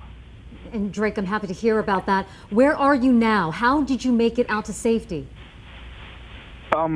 Well, we all waited for at least 20 minutes, and we were escorted out by Metro to a parking lot across the street from UNLV on Maryland, where, like the Chiba Hut? It was right there. And my friend Derek Washington, thankfully, he picked me and a couple of people who were at the campus with us up, and we met up with another friend of ours. And, we just discussed what was going on. Like, what else can you do in a situation like that except, confide in friends? So the shooting started at Beam Hall and continued in the student union. That's where you were. Did you hear any shots fired? And then when you were finally released from your location, were you able to witness anything? Any victims on the ground? Police presence? Did you see the suspect? I actually saw the suspect. He was cuffed and shot. I mean, there were at least 4 shots in his back, but he was on the floor. I mean, it's like watching a candle go out, right? It's pretty terrible. But, I mean, yeah, I saw Metro. They escorted us out, of course, and made sure that we were okay. But a lot of it is just upsetting. I mean, like people just starting their lives, right? Going to school. A lot of us are kids still. I mean, we're legally not kids, but we're kids, right? And somebody just decides that they're going to snuff us out. Like, that is just evil. It's terrible. It's a nightmare. And Drake, we're so glad you're okay, but I'm sure you're still trying to process. How are you doing right now? I'm okay. I mean, I have friends who had friends in the building that first had the shooting starting anyways. And I mean, like, I've been trying to text them and figure out what's going on with their friends, but they haven't texted me back. And I mean, I'm just grateful that me and my friends and other students that I know and family and stuff made it out okay. But it's terrifying. I mean, I'm angry more than anything else that somebody would even decide that they wanted to, kill people, right? Like, it's different when you hear about it and when it happens. Because, like, as a group of people, right, as a society, we have decided that this stuff happens, and it's sad, and it's horrible, but it happens all the time. And reading about it on the news and seeing, like, tweets and Instagram posts about it is different than experiencing it in person. There's something it's terrifying. I mean, texting my mom and telling her that I love her and that I'm in an active shooter situation it's heartbreaking. I mean, it's scary. And I mean, I don't even know if my friend's coworker and his friends made out okay. And I don't know the whole situation because it hasn't been communicated, but it's just scary. So we've talked to other students that were there on campus today, and we've asked them if they're willing to go back to campus. And I'll ask you the same question. Where do you stand on that? Are you willing to go back to UNLV in the future? I mean, yeah, I have my stuff there. And I mean, also, like, I have friends there. And I know that further on, we're going to be, I mean, UNLV as a campus is most likely going to be more careful with, like, protecting other students and whatnot. But until I get information on what's going on with security and what's going on with catching people, I don't want to go back on campus. I mean, yeah, I don't want to like mince my words here, but it's a little traumatic. I mean, hearing bangs and like a bunch of people banging on doors and shouting and stuff is not fun. Drake, we know a lot of you are from Las Vegas and have family here. Is that your situation, or are you one of our out-of-state students? I just want to make sure you have a support system. Well, I mean, I live here. I just moved here. I have friends and family here. I actually go to GCU online. And I was here helping for an event for, like, organizing students and making sure they're okay, and, like, that we advocate for our rights as students. But I I'm okay. I have family. I have friends here. I just hope that there's other people who are in a similar situation, and I want to make a difference. I want to help. I'm not going to just let this be something that happened and that, wow, that sucked, it's over with, I'm going to move on with my life. No, I'm going to see if I can make a difference somehow. Drake, thank you so much for saying that. Thank you for sharing your resilience, and we wish you all the best. Again, let's go bring up this community event that is happening tonight. The historic 5th Street School. We will have a crew there as well. It goes from 7 to 8:30 tonight. There'll be music. There'll be grief counselors. This is a community event, and they want people to come to just be together, to comfort each other. And the word resiliency, the Vegas Strong Resiliency Center, that was born out of 1 October. Yeah. And already we're hearing from people like Drake saying, how can I be there for my community? Yeah, as someone who experienced it. And right. I think that's the encouraging part of it, is when you hear them, say, especially Drake saying, I'm not going to let this just be the end of it. I want to make a difference. And certainly that's not where everyone is right now, because they're still trying to process and they're still trying to make sense of, quite frankly, what you cannot make sense of. But the latest information that we've learned tonight is that we have someone, a male in his 60s, is to be the believed shooter here, who is now deceased. And some of the people we talked to today say they actually saw that person lying on the ground. They will not be the same. Little breaking news from Drake there too. We didn't know if the shooter took his own life or if he was shot by police, but he said that he noticed 4 gunshot wounds to the back of the shooter, which means that he was actively engaged by either university police or Metro Police or someone both. Else, or someone else with a gun, exactly. Yeah. Metro Police will be also having another update at 5 o'clock, another press briefing, so perhaps we'll learn more information from that. Sheriff McMahill will be addressing the media and, of course, the rest of us here in Southern Nevada. Yeah, we're also hearing from a number of entities. We heard from the Raiders earlier. Now we're hearing from the champion Vegas Golden Knights saying, quote, our hearts are with the victims of today's tragic events and events with our entire community. We pledge our support for all those affected and are eternally grateful to the first responders who serve our valley. And of course, we know that they have a special relationship with this community because it was shortly after we had our darkest night in this community, 1 October, that mass shooting that killed ultimately 60 people.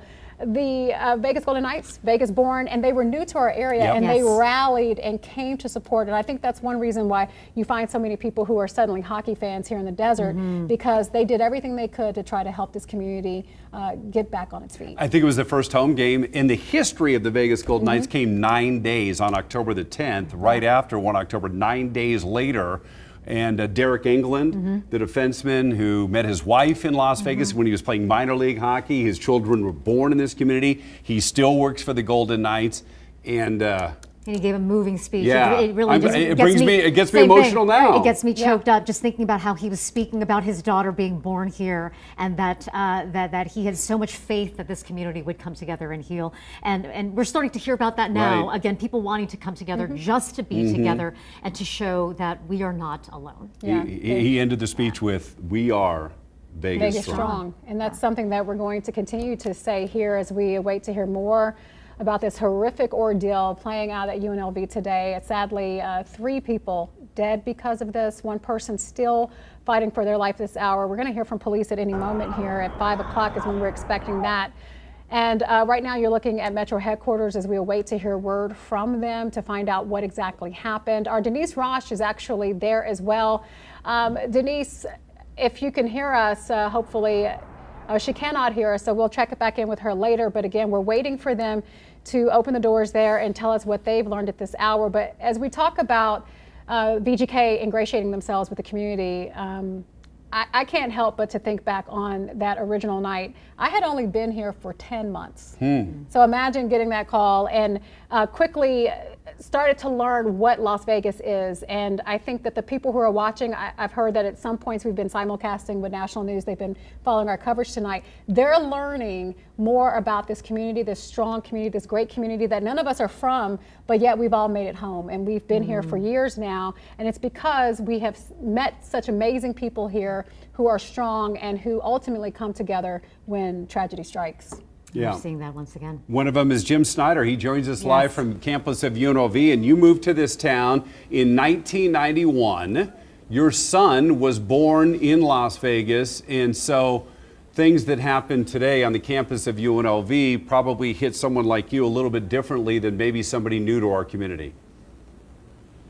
No doubt, Dana. Yeah, Riley was born at Sunrise Hospital just up the road, where, as we've been hearing, the victims from today's incident have been treated. And I can tell you, as far as what's going on right now, you see these motorcycle officers. Some of the police presence beginning to peel off here. We just had another 6 or 8 motorcycle officers come by this way, and we see a couple of the vehicles every now and again going through the lines and starting to peel off. But you can see from the amount of flashing lights still behind me. This is Maryland Parkway. We're right at the corner of University Avenue, so right in front of UNLV here, and this is still a very active scene, as you can see, which means an active investigation as they're going through now the different points of violence and where the suspect was, where he fired, and where eventually that person died. So that's what's going on. I did talk to one guy over here on the corner. He had been waiting for his fiance for all of these hours, and she just was cleared from a building and they were reunited. He didn't want to talk on camera. He said he had some privacy issues with that. And then there is another woman, I don't know, Mark, if you want to,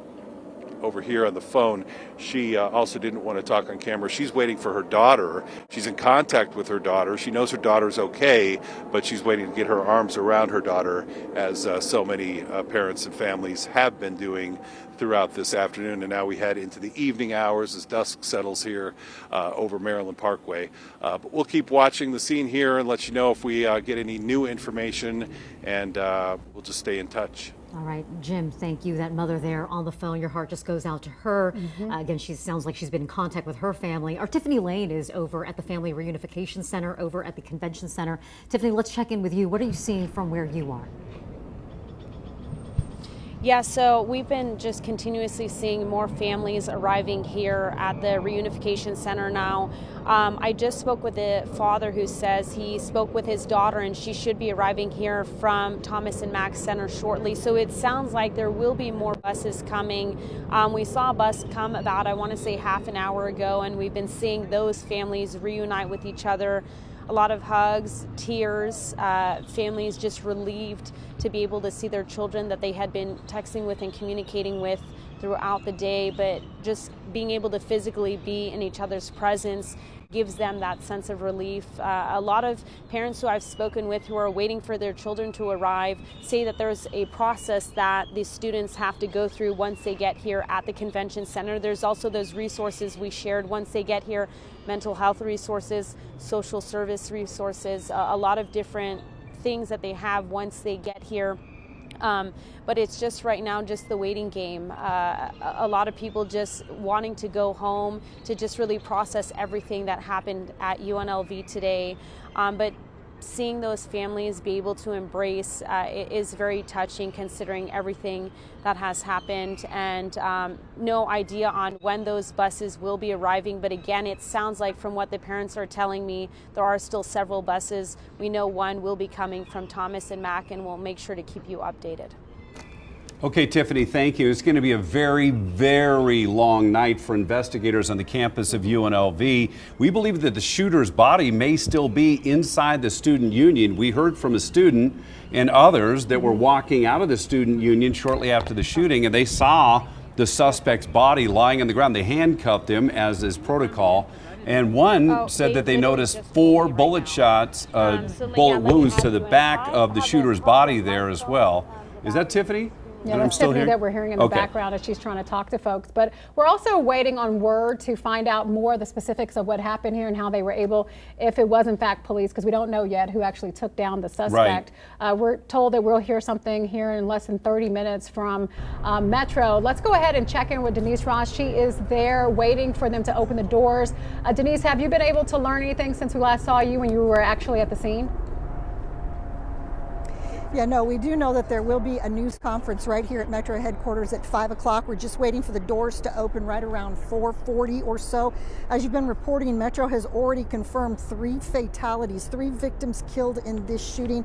One victim in critical condition, but the department will be releasing much more.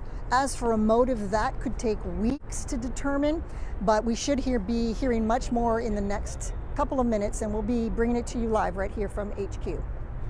All right, Denise, thank you so much for that. We understand that the ATF and FBI are also on scene helping with the investigation.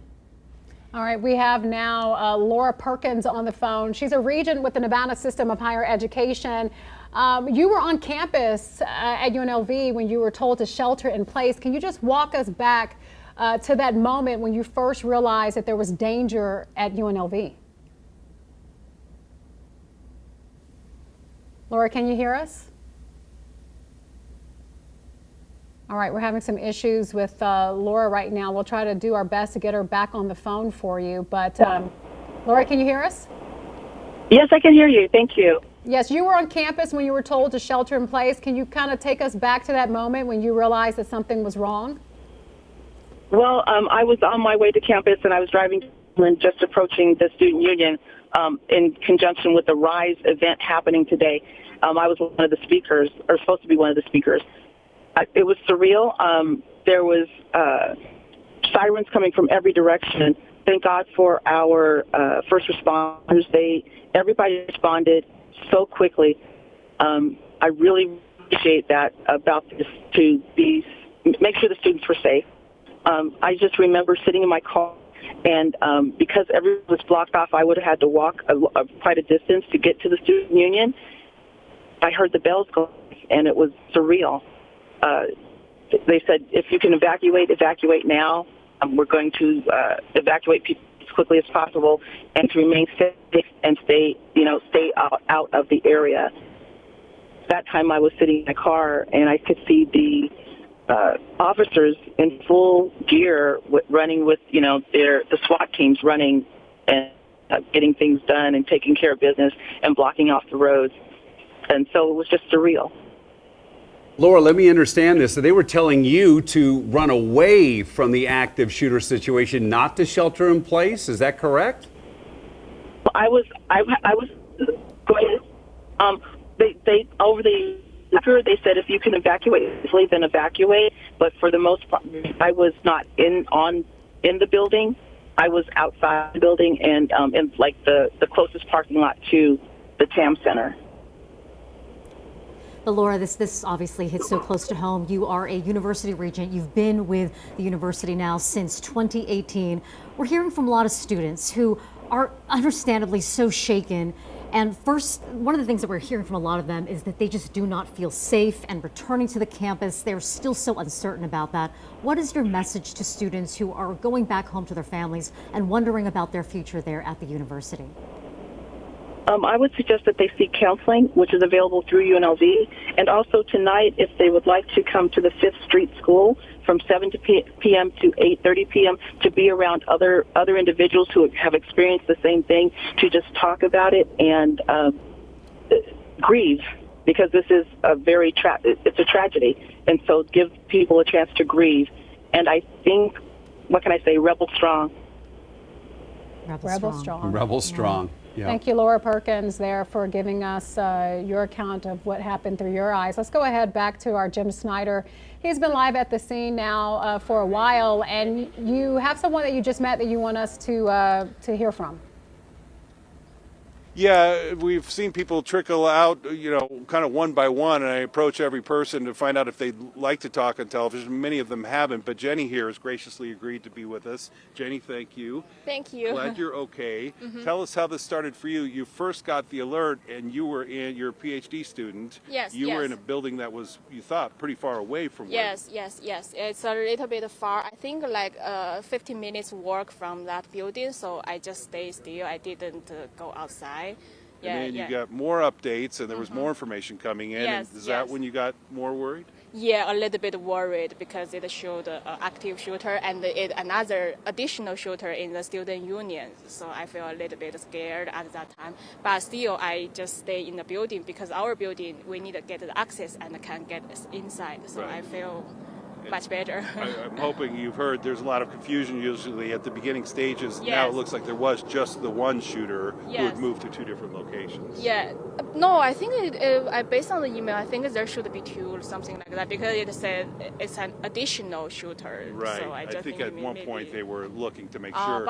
But only one person? Yes, only one okay. person, and that person is deceased. Yes. So that's what the police are telling us officially now. Okay, okay. Tell us, what was it like?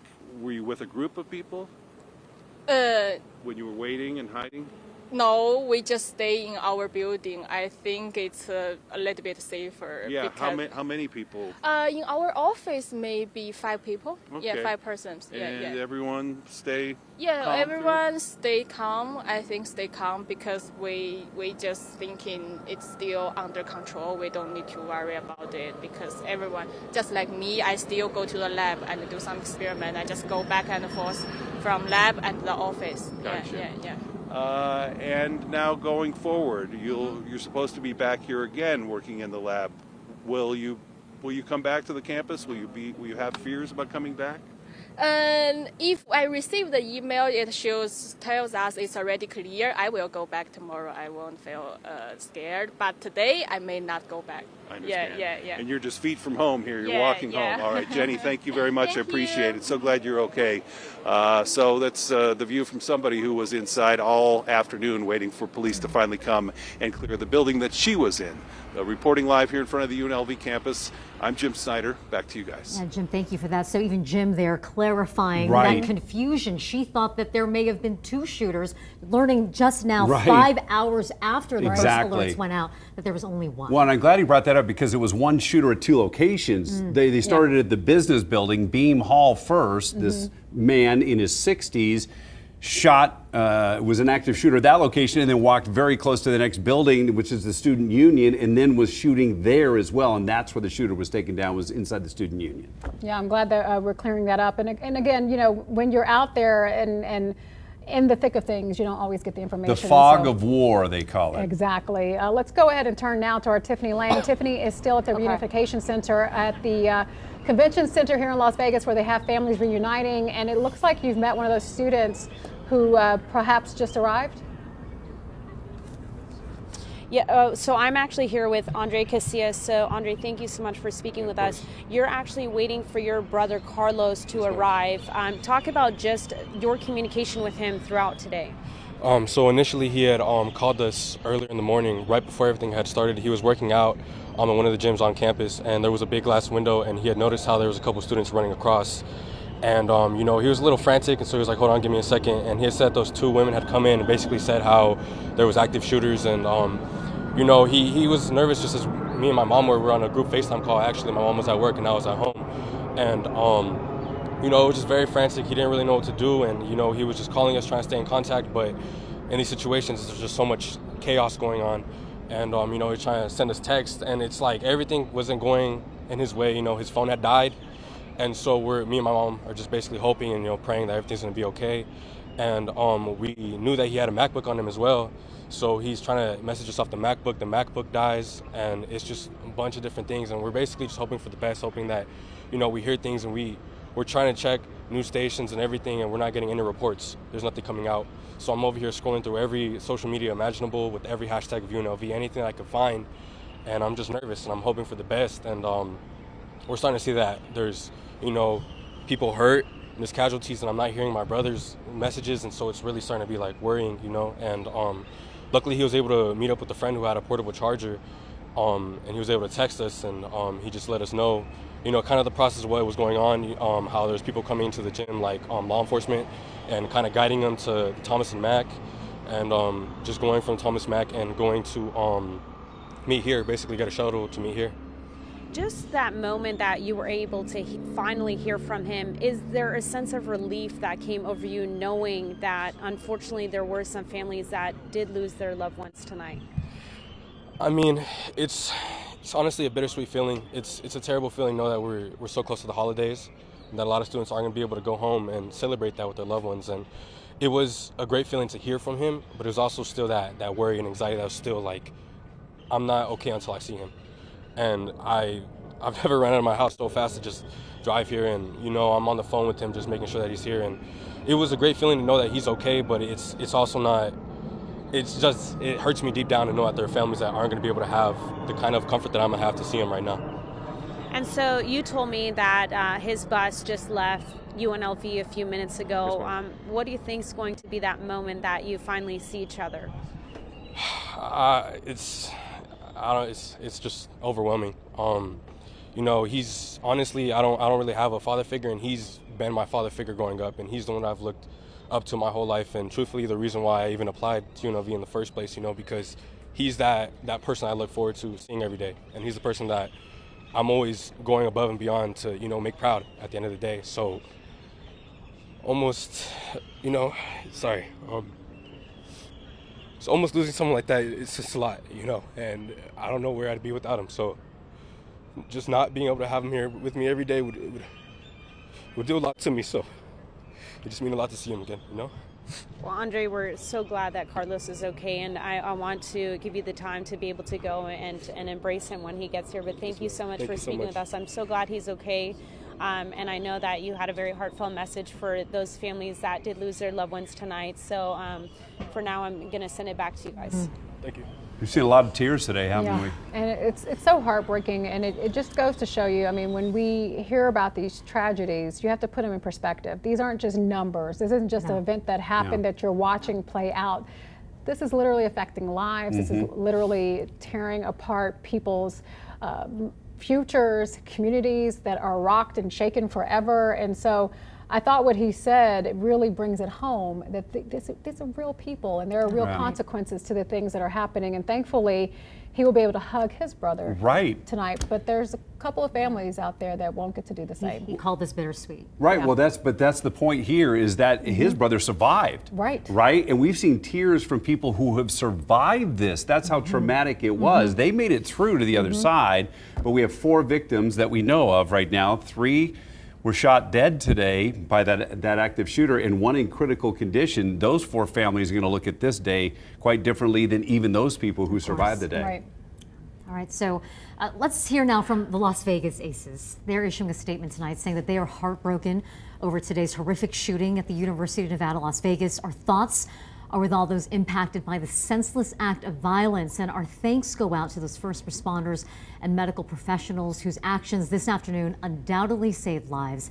As the healing process begins for UNLV students, faculty, and staff, the Aces stand committed to assist in any way we can.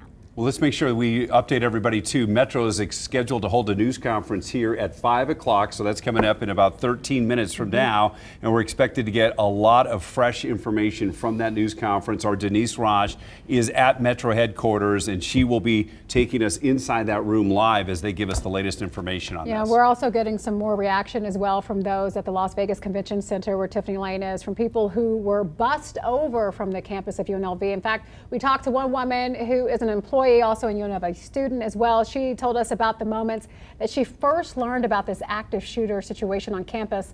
Let's go ahead and listen into that. We got one alert that there was shooting at BEH, and then we got another alert that there was at the student union.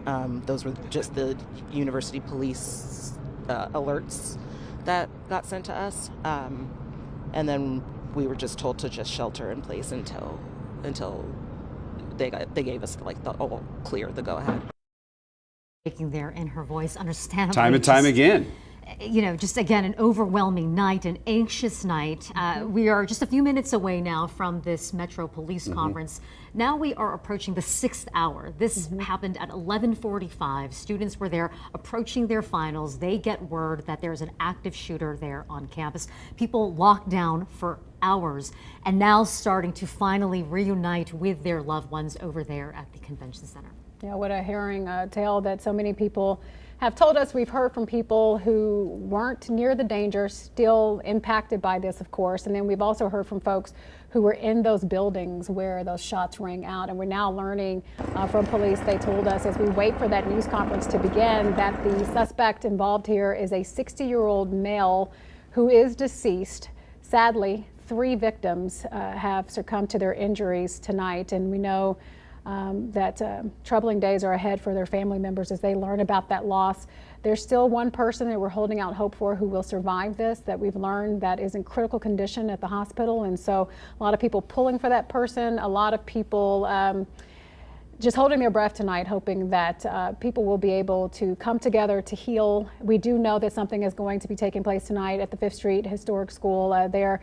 So we were talking earlier to you, Marie, as one who often talks to the healing community about survivors, that this is a long road ahead. You were talking earlier about the help that is available. Can you speak more to that about what's next for these folks and the help that is in fact ready for them? Well, let me go ahead and quote Dr. Sheldon Jacobs, who's the board president of the National Alliance of Mental Illness for Southern Nevada. Just recently, Nevada was added to the board, which speaks to just how mental health has been put up in the forefront here when it comes to our state. And Dr. Jacobs says the tragedy that occurred on the UNLV campus is beyond imaginable, and it has sent shockwaves throughout the Las Vegas community and beyond. And today, tomorrow, next week, and for a long time, many of us will struggle with what has happened in our community. But you are not alone, and he says that NAMI is here to help. So NAMI, they have the Nevada Warm Line where you can call or text. We also have 988, that number there on your screen. That is the Suicide and Crisis Lifeline. You can also call and text for support.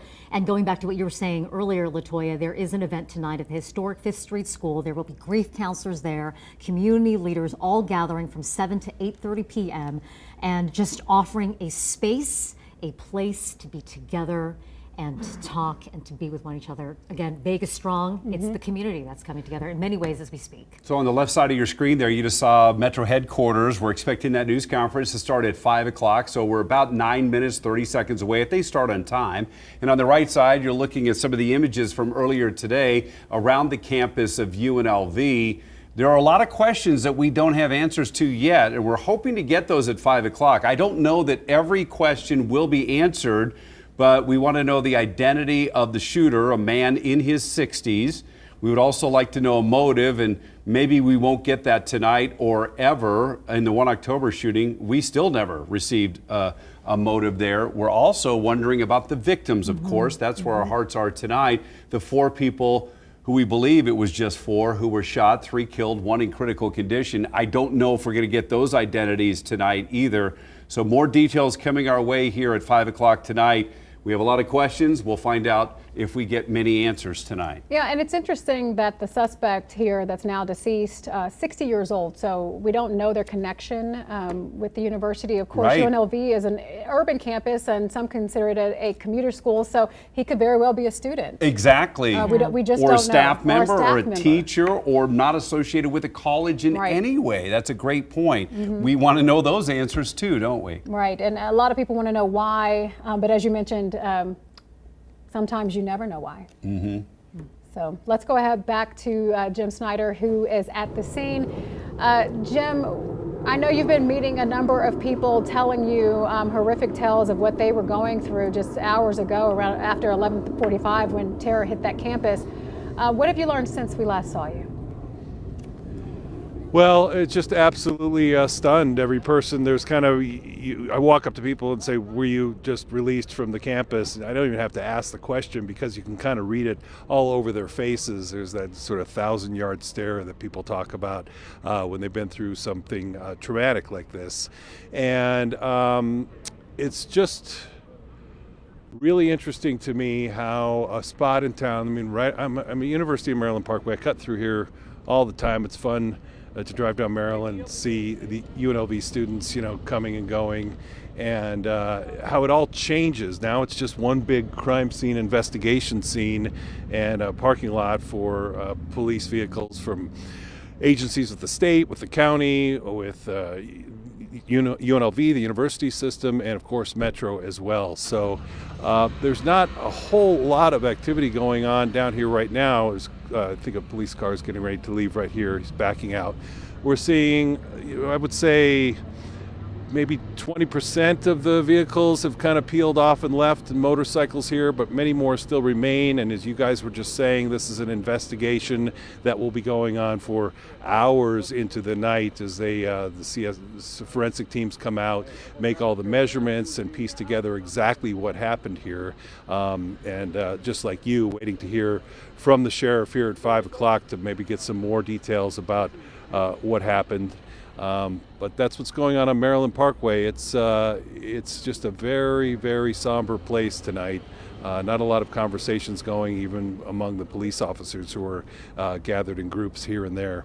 But we'll keep watching for people who are released as this campus is cleared, and ask them if they would like to talk with us and share those stories with you when we can.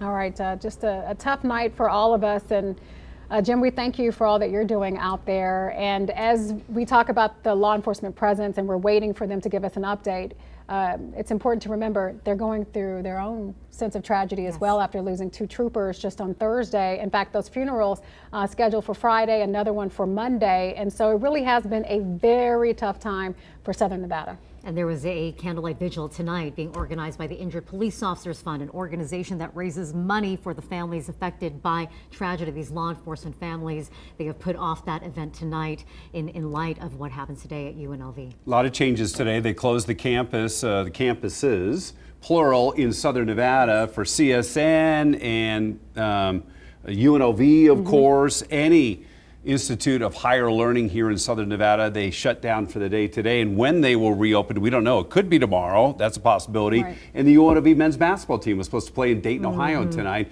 They were in Dayton already, getting ready to go to the arena when they canceled the game out of respect to what happened on the college campus today. Yeah, CCSD also put out that they canceled all sporting activities as well for the school district. So a lot of people grieving with UNLV tonight, and hearts are open, but hearts are also broken right now as we learn more. And of course, we're standing by hoping to get some more clarification. But as we know, we've all been covering these type of situations before over the years. There's nothing that can make sense of what is ultimately senseless. And so while we're cramming for that information and we can't wait to find out, like, why would this happen, if they even know that at this point, we do know that that's not going to be enough solace. That's not going to be the type of closure that families who are getting horrific news are learning right now. I mean, I can't help but think back to that student that Tiffany was talking to. He said his brother is his everything. And one of the reasons why he wanted to go to UNLV, his brother is okay, yet he's breaking down because he just thought about what he could have lost. Yes. And yet we know there are families who are facing that unfortunate reality tonight. Let's go back out now to Tiffany Lane, who's there at the Reunification Center, at the Convention Center. And Tiffany, do you have another student there with you or a family member? So I actually have Letitia here. So I wanted to share a positive story amongst everything that's sad going on right now. So Letitia has a food truck here.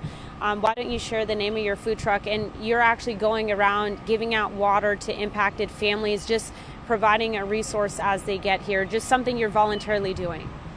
My food truck is Southern Comfort Foods. I'm normally posted at the convention center, and I was across the street, and when I heard that everyone was meeting over here, I was like, what can I do? What can I do? So I decided to just come out, bring some drinks, water, soda, whatever. You know, this is a time when the community needs to come together. We are Vegas strong. We've shown that we're a resilient community. It's been a lot going on this week, and this is just one thing that I can do. For you, just seeing those families that are finally coming together here, how important is it to provide any type of resource, whether it's the water or whatever it may be, as they're getting here, kind of that point where they feel comfortable and safe again? No words. No words. It's just you just never know what people are going through, what any little gesture that you can offer, how it can impact them. So I'm just happy to be able to do it. I'm not grieving, I'm not stressed, you know, like so many other people are. So this is something that I can do easily. And you were talking about just the significance of this is devastating at any time, but this is the holidays when families come even more together. How much of a challenge does that add to and the sadness to everything that's already going on? It's major. This is a major impact for our community. You know, just the other day we lost 2 officers. Now this today, holidays are right around the corner. mean, this is a time that our community just really needs to stand together and just show love to one another, that's all. Were you, when you heard this, where were you when you found out about what happened, and what was your initial reaction? Could you believe it? I was actually at the West Hall across the street, another part of the convention center, and I was like, no, not here. You know, because you see these things happening all over. You know, October 1 was something major for us, but never would I have ever thought that something like this would happen at UNLV. Never. Do you have a message for the impacted families and students and staff? Just God bless you all. I'll keep you in my prayers, and this too shall pass. And how long do you plan on being here tonight? I'll probably be here roughly for about another hour or so. As the crowd thins out, then I'll leave. But I just want to give out what I have, and once what I have is gone, then I'll leave. Well, Letitia, thank you so much for being here, for families that need whatever they can get at this point as support. But again, this is just another positive story. We do have other community groups that you have been speaking with tonight that are also coming together. And as Letitia mentioned, this is just showing that we are Vegas strong. But for now, I'm going to toss it back to you. All right, thank you so much, and thank you to her for doing everything she can to help. And I think that's just another sign that we have so many great people in this community. She stopped what she was doing and said, I want to help, and she's trying to help in any way that she can. Well, you were bringing it up after 1 October. How did people help? They all went down to donate blood. You remember those lines? People waited in hours, in line hours to give blood in our community after 1 October. They just wanted to help in any way they possibly could. And they also brought food to the police stations, knowing that the police had lots of work as well. And look at this powerful moment. Let's just take this in. Reunion. Let's just take this in. This is a reunion we're seeing from the Reunification Center at the Las Vegas Convention Center. And I think that's the young man that Tiffany was interviewing just a short time ago, and he was saying that his older brother is his everything. Right now, Metro is getting ready for the news conference. Let's take you to Metro headquarters right now and listen in.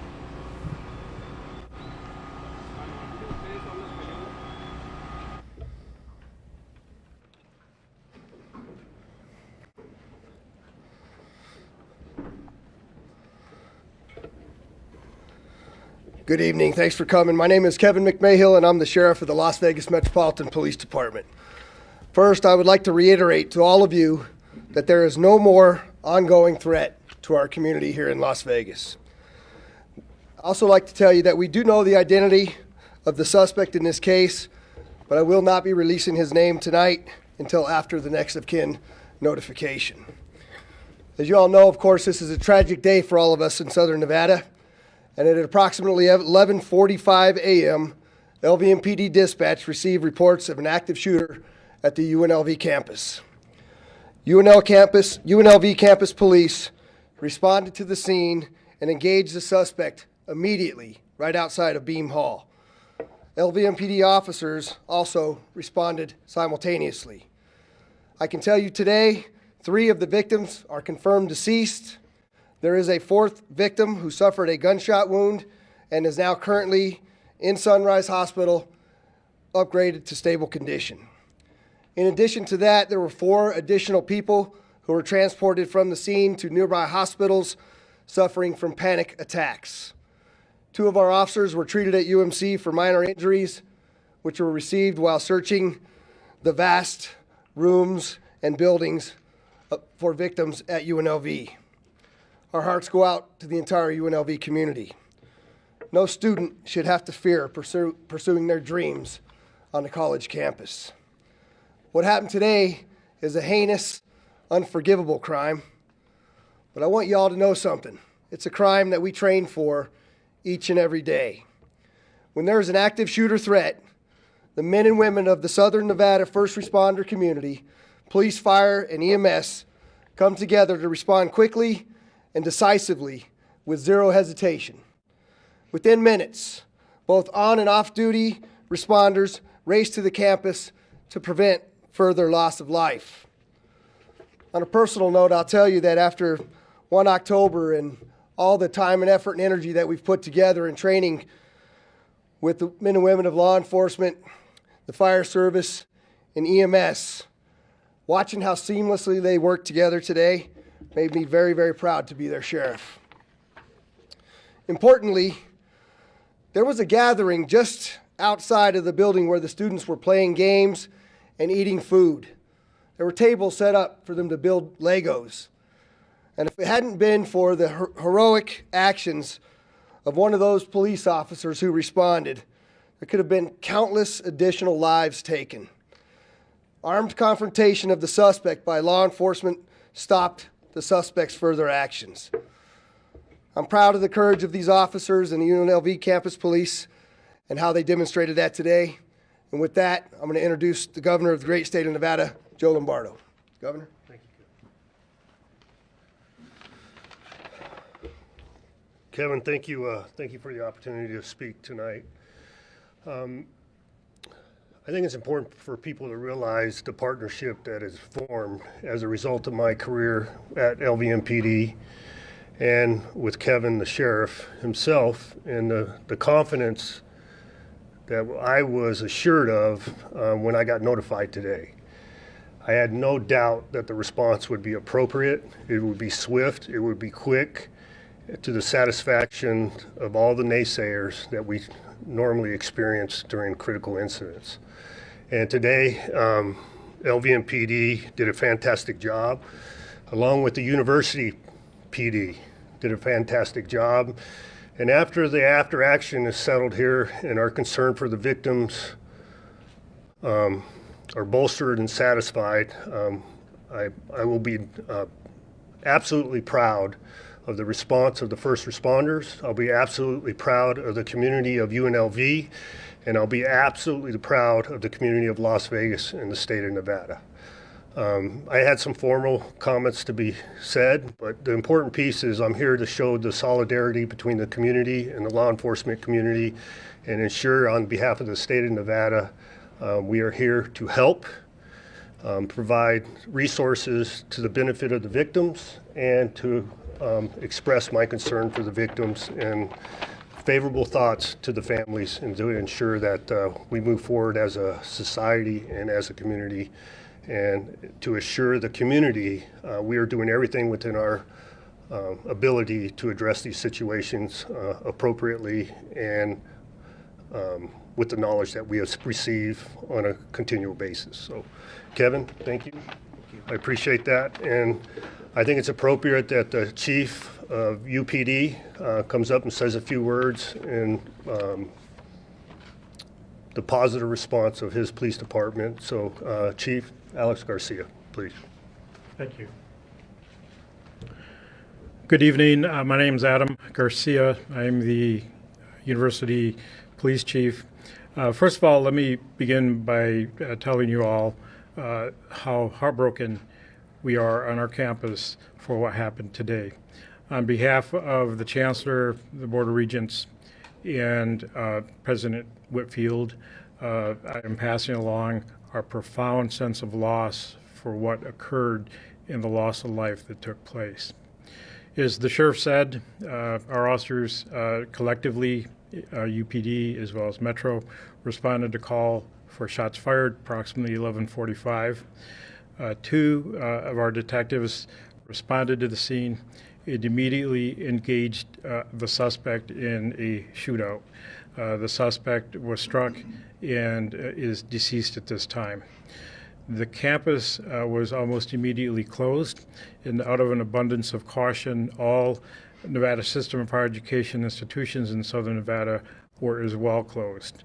UNLV will remain closed for the remainder of today, tomorrow, and Friday, and additional determinations will be made as to whether or not the university will reopen next week, which will be finals week. So with that, I will turn it over to Commissioner Gibson. Thank you, Chief. I'm Jim Gibson, the chairman of the Clark County Commission, and I'm here to express the shock that we all felt as a community, but at the same time, the enormous relief that we feel as a result of the great work of the first responders. We want everyone to know that anyone who has been affected will have the resources available to them to ensure that they have an opportunity and a pathway to work through whatever the effects have been. My colleagues on the County Commission, indeed all of us in Clark County, express our support to the university and the folks who've been affected over there. We know that this will not know the entirety of the effect of all of this for some time. But the one thing that is certain, which was spoken, I think, a few minutes ago, is that without the incredibly well-trained and effective response that was provided, a whole lot worse situation could have happened. For those who suffer loss under the circumstances, the worst has happened for them. And as a community, we need to make sure that we're mindful of them. We need to keep them in our prayers, and we need to respond in every other way that we possibly can in order to meet the needs that are so great at this time, this kind of a thing, and at this time in our lives here in this county. And now I would turn it over, the microphone over to Chief Steinbeck, who will talk just a little bit about what some of the resources are that are available. Chief?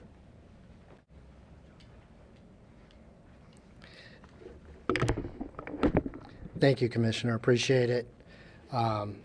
Adam, great job. Thank you very much, and great job by LVMPD and certainly all the participating agencies there. Yes, immediately we started to go ahead and we had people that aren't there on scene start to build up the resources for the recovery. Recovery starts actually before the incident even begins, and certainly as the incident unfolds. So we do have over at the Las Vegas Convention Center in the North Hall, we have opened up a family assistance center there. It's similar to the one that we opened up after 1 October, obviously smaller in scale, but ready to provide many of the same services, which include behavioral health services. UNLV has student services there. We have religious leaders there. Legal Aid of Nevada is there. Any resources that we might find necessary, whether they're immediate or in the long term, as the Commissioner said. Also at the Vegas Justice and Resiliency Center, that'll be open. That is the center that was opened up following 1 October, a long-term resiliency center. That is also ready to assist those in need and will take over the long-term recovery operation following the immediate reunification and the services that are provided at the Family Assistance Center. You can access those services in person or online. And the online is at the FAC, which stands for Family Assistance Center, FAC of southernnevada.org. You can also call 211, in which you'll be directed over to the call center, or the direct call to the call center is 702-455 AIDE, AID, or 702-455-2433. And so those numbers are available for all those services. Again, as was spoken before, hearts go out to the families. Certainly wasn't lost. They're on the scene after it was de-escalating. That college means a lot to us, right? And that's where I went. That's where my wife went. That's where my children went. So hearts go out to UNLV and certainly any of the families of the people that have been affected by this. Thank you.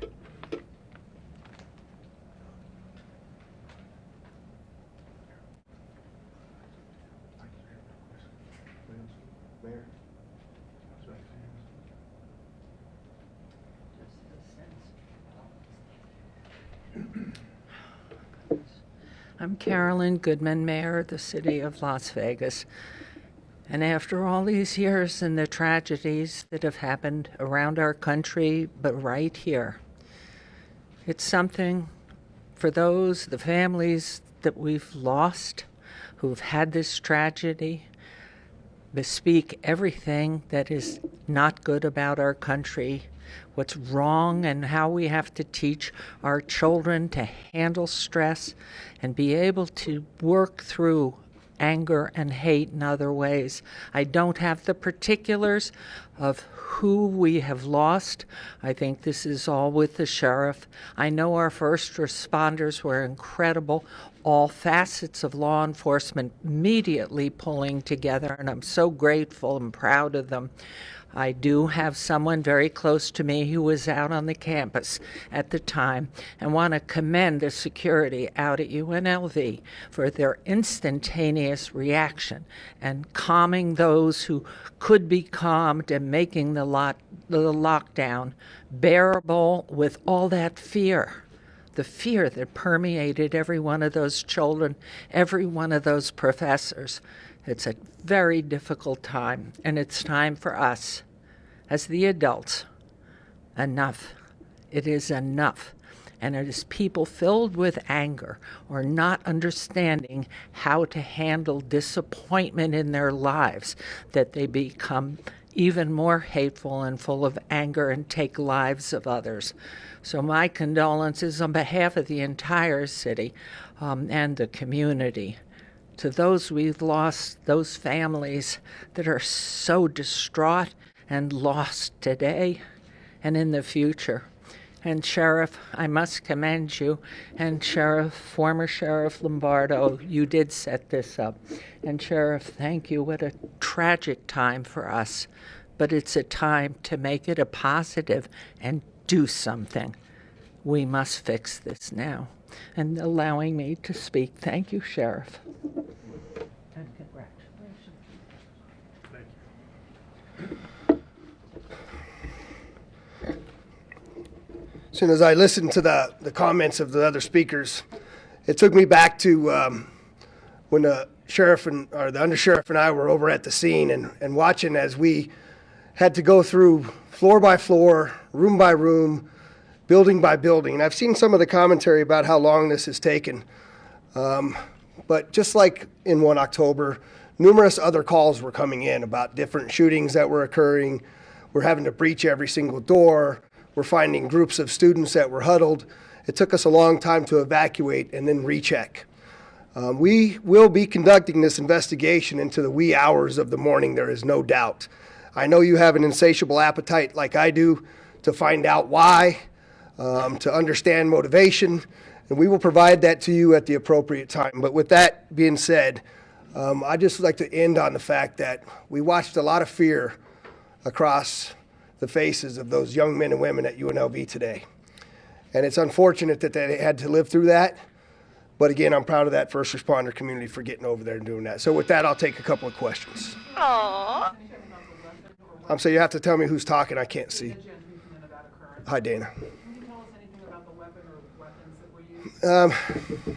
Not yet, Dana. I just want to reserve until I have a little bit better information on exactly what was used. We haven't moved the body yet.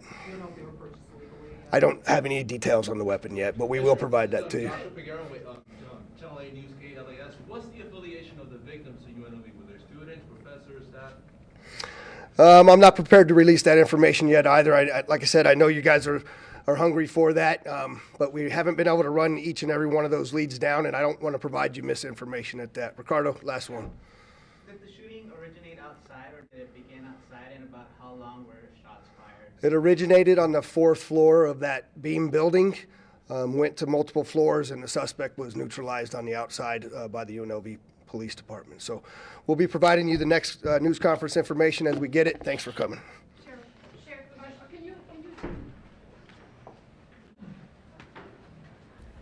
All right, so we were just briefed by Sheriff Mick Mayhill there, as well as UNLV Police Chief, and we've learned a lot of things. They still haven't said who the suspect is, but they do know the person's identity. They're waiting on notification of next of kin. What was really interesting, we kept wondering up until we heard from one of the witnesses at the scene who said that he saw 4 gunshot wounds, according to him, to the back of the suspect. We still haven't had that confirmed, but what we do know is that University Police actually engaged that suspect, they say, immediately, and they were able to take him down. And at some point before that, there was some sort of shootout. What I also thought was interesting is they talked about how many students, there was an event apparently on the campus today, and so a number of students were outside.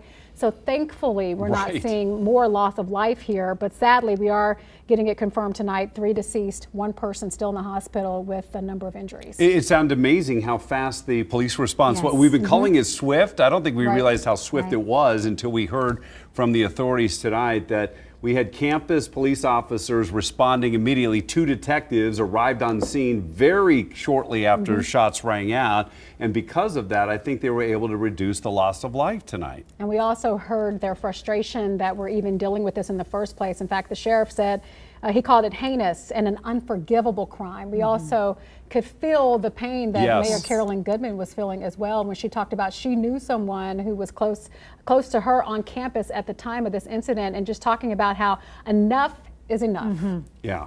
And also back to UNLV, it remains closed through the weekend, and there are questions now whether it will reopen for finals week, which is next week.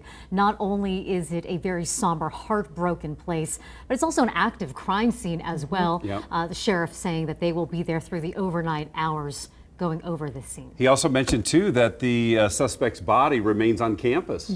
They still haven't removed it. And we heard from eyewitnesses who say, in addition to seeing 4 gunshot wounds to the back of the suspect there, they also saw the suspect handcuffed. So that's something that they do. That is protocol. Even if the suspect is down, they want to make sure that they are not a threat going forward. So they will handcuff even suspects in this condition. Yeah, and so obviously they're taking their time. You heard Sheriff McMichael also talking about how they had to be painstakingly secure in all of this, going floor by floor, room by room, making sure not only did they evacuate certain buildings and certain rooms, but they also had to recheck everything just to make sure that everyone was safe. Our Brett Forrest was actually on campus. He was sheltered in place. He was actually there for another assignment when all of this started to happen. He's joining us now with more. And Brett, when you hear what the sheriff's office is telling us and hearing from our leaders talking about how horrible and horrific this is, as someone who was there, describe to us what it was like for you. To be completely honest, we cover these shootings over and over again, but I'm always on the other side. So to have to shelter in place myself with my photographer, Jay, who's still with me, I was admittedly scared in the early minutes when I first realized this is real. When the room I was in the foundation building on campus. I feel safe saying that now, obviously, but students were pouring in, yelling that there's a shooter, active shooter. And of course, I thought, maybe that's not right, but we should go check it out. And then they said, no, we have to shelter in place. And then it set in that this is real. We started getting the UNLV campus text alert systems confirming it. I started seeing the Metro Police updates as well. So when I saw that, I started shaking a bit. I was scared. I've never been in this situation. I know it's a generational thing.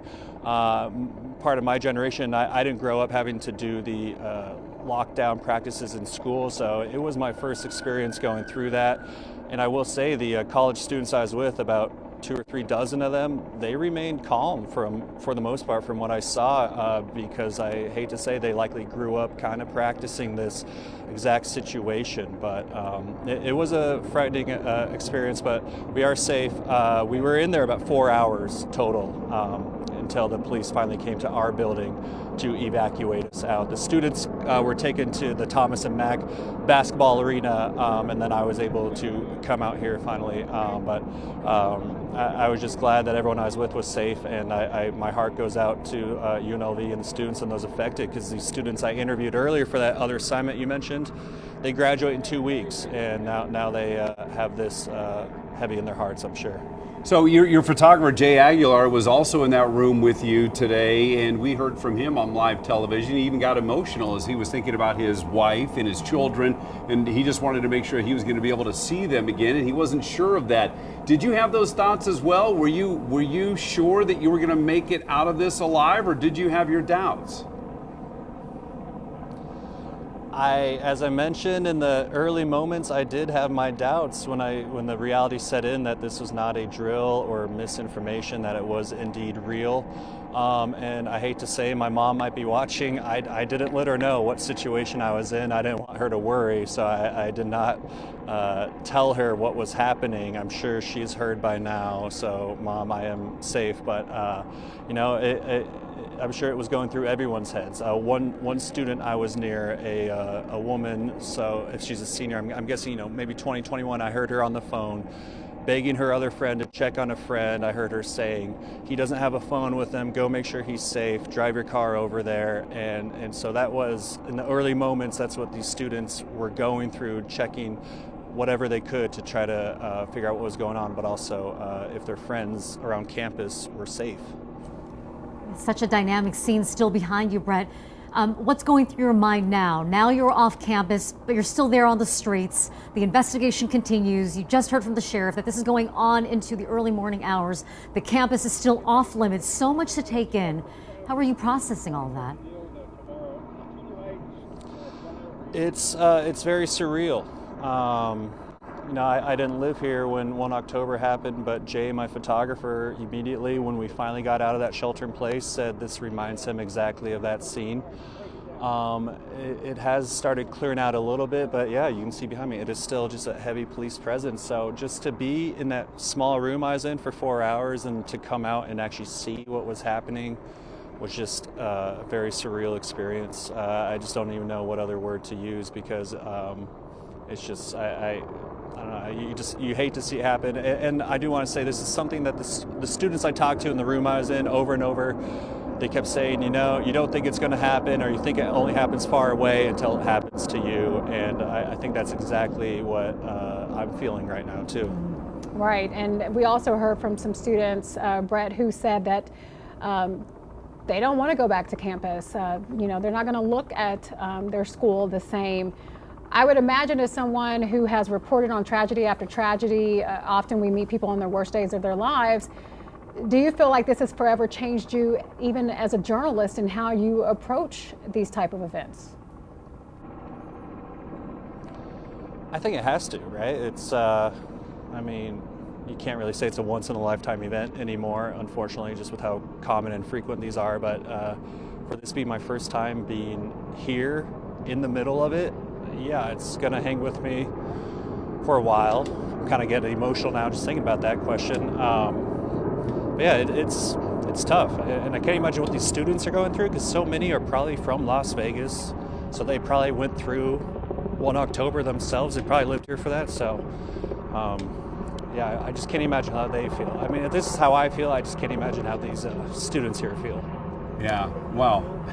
The emotions dripping out of Brett Forrest, who's been on a lot of horrific crime scenes here in the Las Vegas Valley, and your emotions are understandable tonight. Thank you for sharing with us, and I know it's part of your job as a journalist, and normally you're reporting on these stories, and today Brett Forrest became part of the story, so we thank you for that. Human first, right? Yeah. You know, these are raw, very real feelings. And Las Vegas is feeling it tonight. Southern Nevada is certainly feeling it. Again, we're hearing these reminders of 1 October. Let's go back out to now Jim Snyder, giving us another perspective there from where you're standing outside of UNLV as well. Jim, obviously very heavy from your location too. No doubt about it, Marie. And yeah, we're right on Maryland Parkway here at University, and Maryland is still blocked off for many blocks to the north and many blocks to the south. We are seeing police vehicles like that one kind of peel off from the scene, sometimes in small groups, but the majority of them are still here. And something else we just had confirmed by Sheriff Kevin McMahill is that the shooter's body is still on campus where that person was shot and killed. And as we're finding out more about the timeline about this, it sounds like it was the 4th floor of that beam hall where the shooting started, and once the shooter was down outside of the building, campus police and then Metro police engaged with the shooter, and that's when the shooter was killed. So that was new information that we got from that press conference just a little bit ago. I was just talking to somebody here who's watching and waiting with everyone else who's involved generally in the campus security area and has been working with UNLV leadership on questions about security and keeping the campus safe, and he was just telling me that obviously this will be a big reset on that conversation now after what they've learned from what happened today and best steps moving forward. So our hearts break every time we hear about these shootings in schools or in shopping centers or churches or wherever else people gather. And as we know here in Las Vegas, it's a special kind of pain when it happens right here in our community. You've heard so many people talk about the long family history they have with UNLV and generations going to school here, like our Denise Rosh, and this has just been a central part of our community for all these years. And so to have it happen here, it sure does hit hard. But we'll continue to watch as this investigation unfolds down here on Maryland Parkway, right in front of UNLV. I'll toss it back to you guys now. All right, Jim, thank you. Yeah, it's one of those things. We all started just thinking it's going to be a typical Wednesday. Right. Just like those students there going to class, probably complaining about, oh, I have to do finals soon and I'm ready to go home for winter break. And now many of them questioning if they'll ever step foot on a college campus there again. And I just can't help but to think about my own college experience. Loved it so much I didn't want to leave. Yeah. And you know, now they're faced with being afraid of something that really should be a time to still be youthful before you have to have the normal responsibility that comes to adults, but they're dealing with life and death issues for something that should just be a time of revelry and a time of learning and a time of growing and becoming the person that you want to become. Yeah, and obviously this is a day that will live with them forever, right? And it will shape them in some ways, and everybody, and Marie, you were talking about this, everybody will be different in how they handle this, for sure, and we're just hoping that the students that need help get help. We also heard that 4 people on campus were taken to the hospital with panic attacks. Right. So we know people were hit by gunfire, 4, but 4 others were taken to the hospital with panic attacks. And it doesn't surprise me at all with all of the interviews that we've heard throughout the day today. People are traumatized. No doubt, re-traumatized as well from 1 October. And as we have now 30 seconds left here on this broadcast before we send you off to Nightly News, we are showing you these images from the Reunification Center. People hugging, embracing on the phone with their loved ones, reaching out to them, letting them know that they are okay. A bittersweet night, as we've heard, because we also know that 3 families and also knowing that 3 of their own will not be coming home. Lots of healing left to do, but be encouraged that your community stands behind you. The Resiliency Center says it will be here for the long term to help anyone in any way needed. Nightly is next. We'll see you at 6.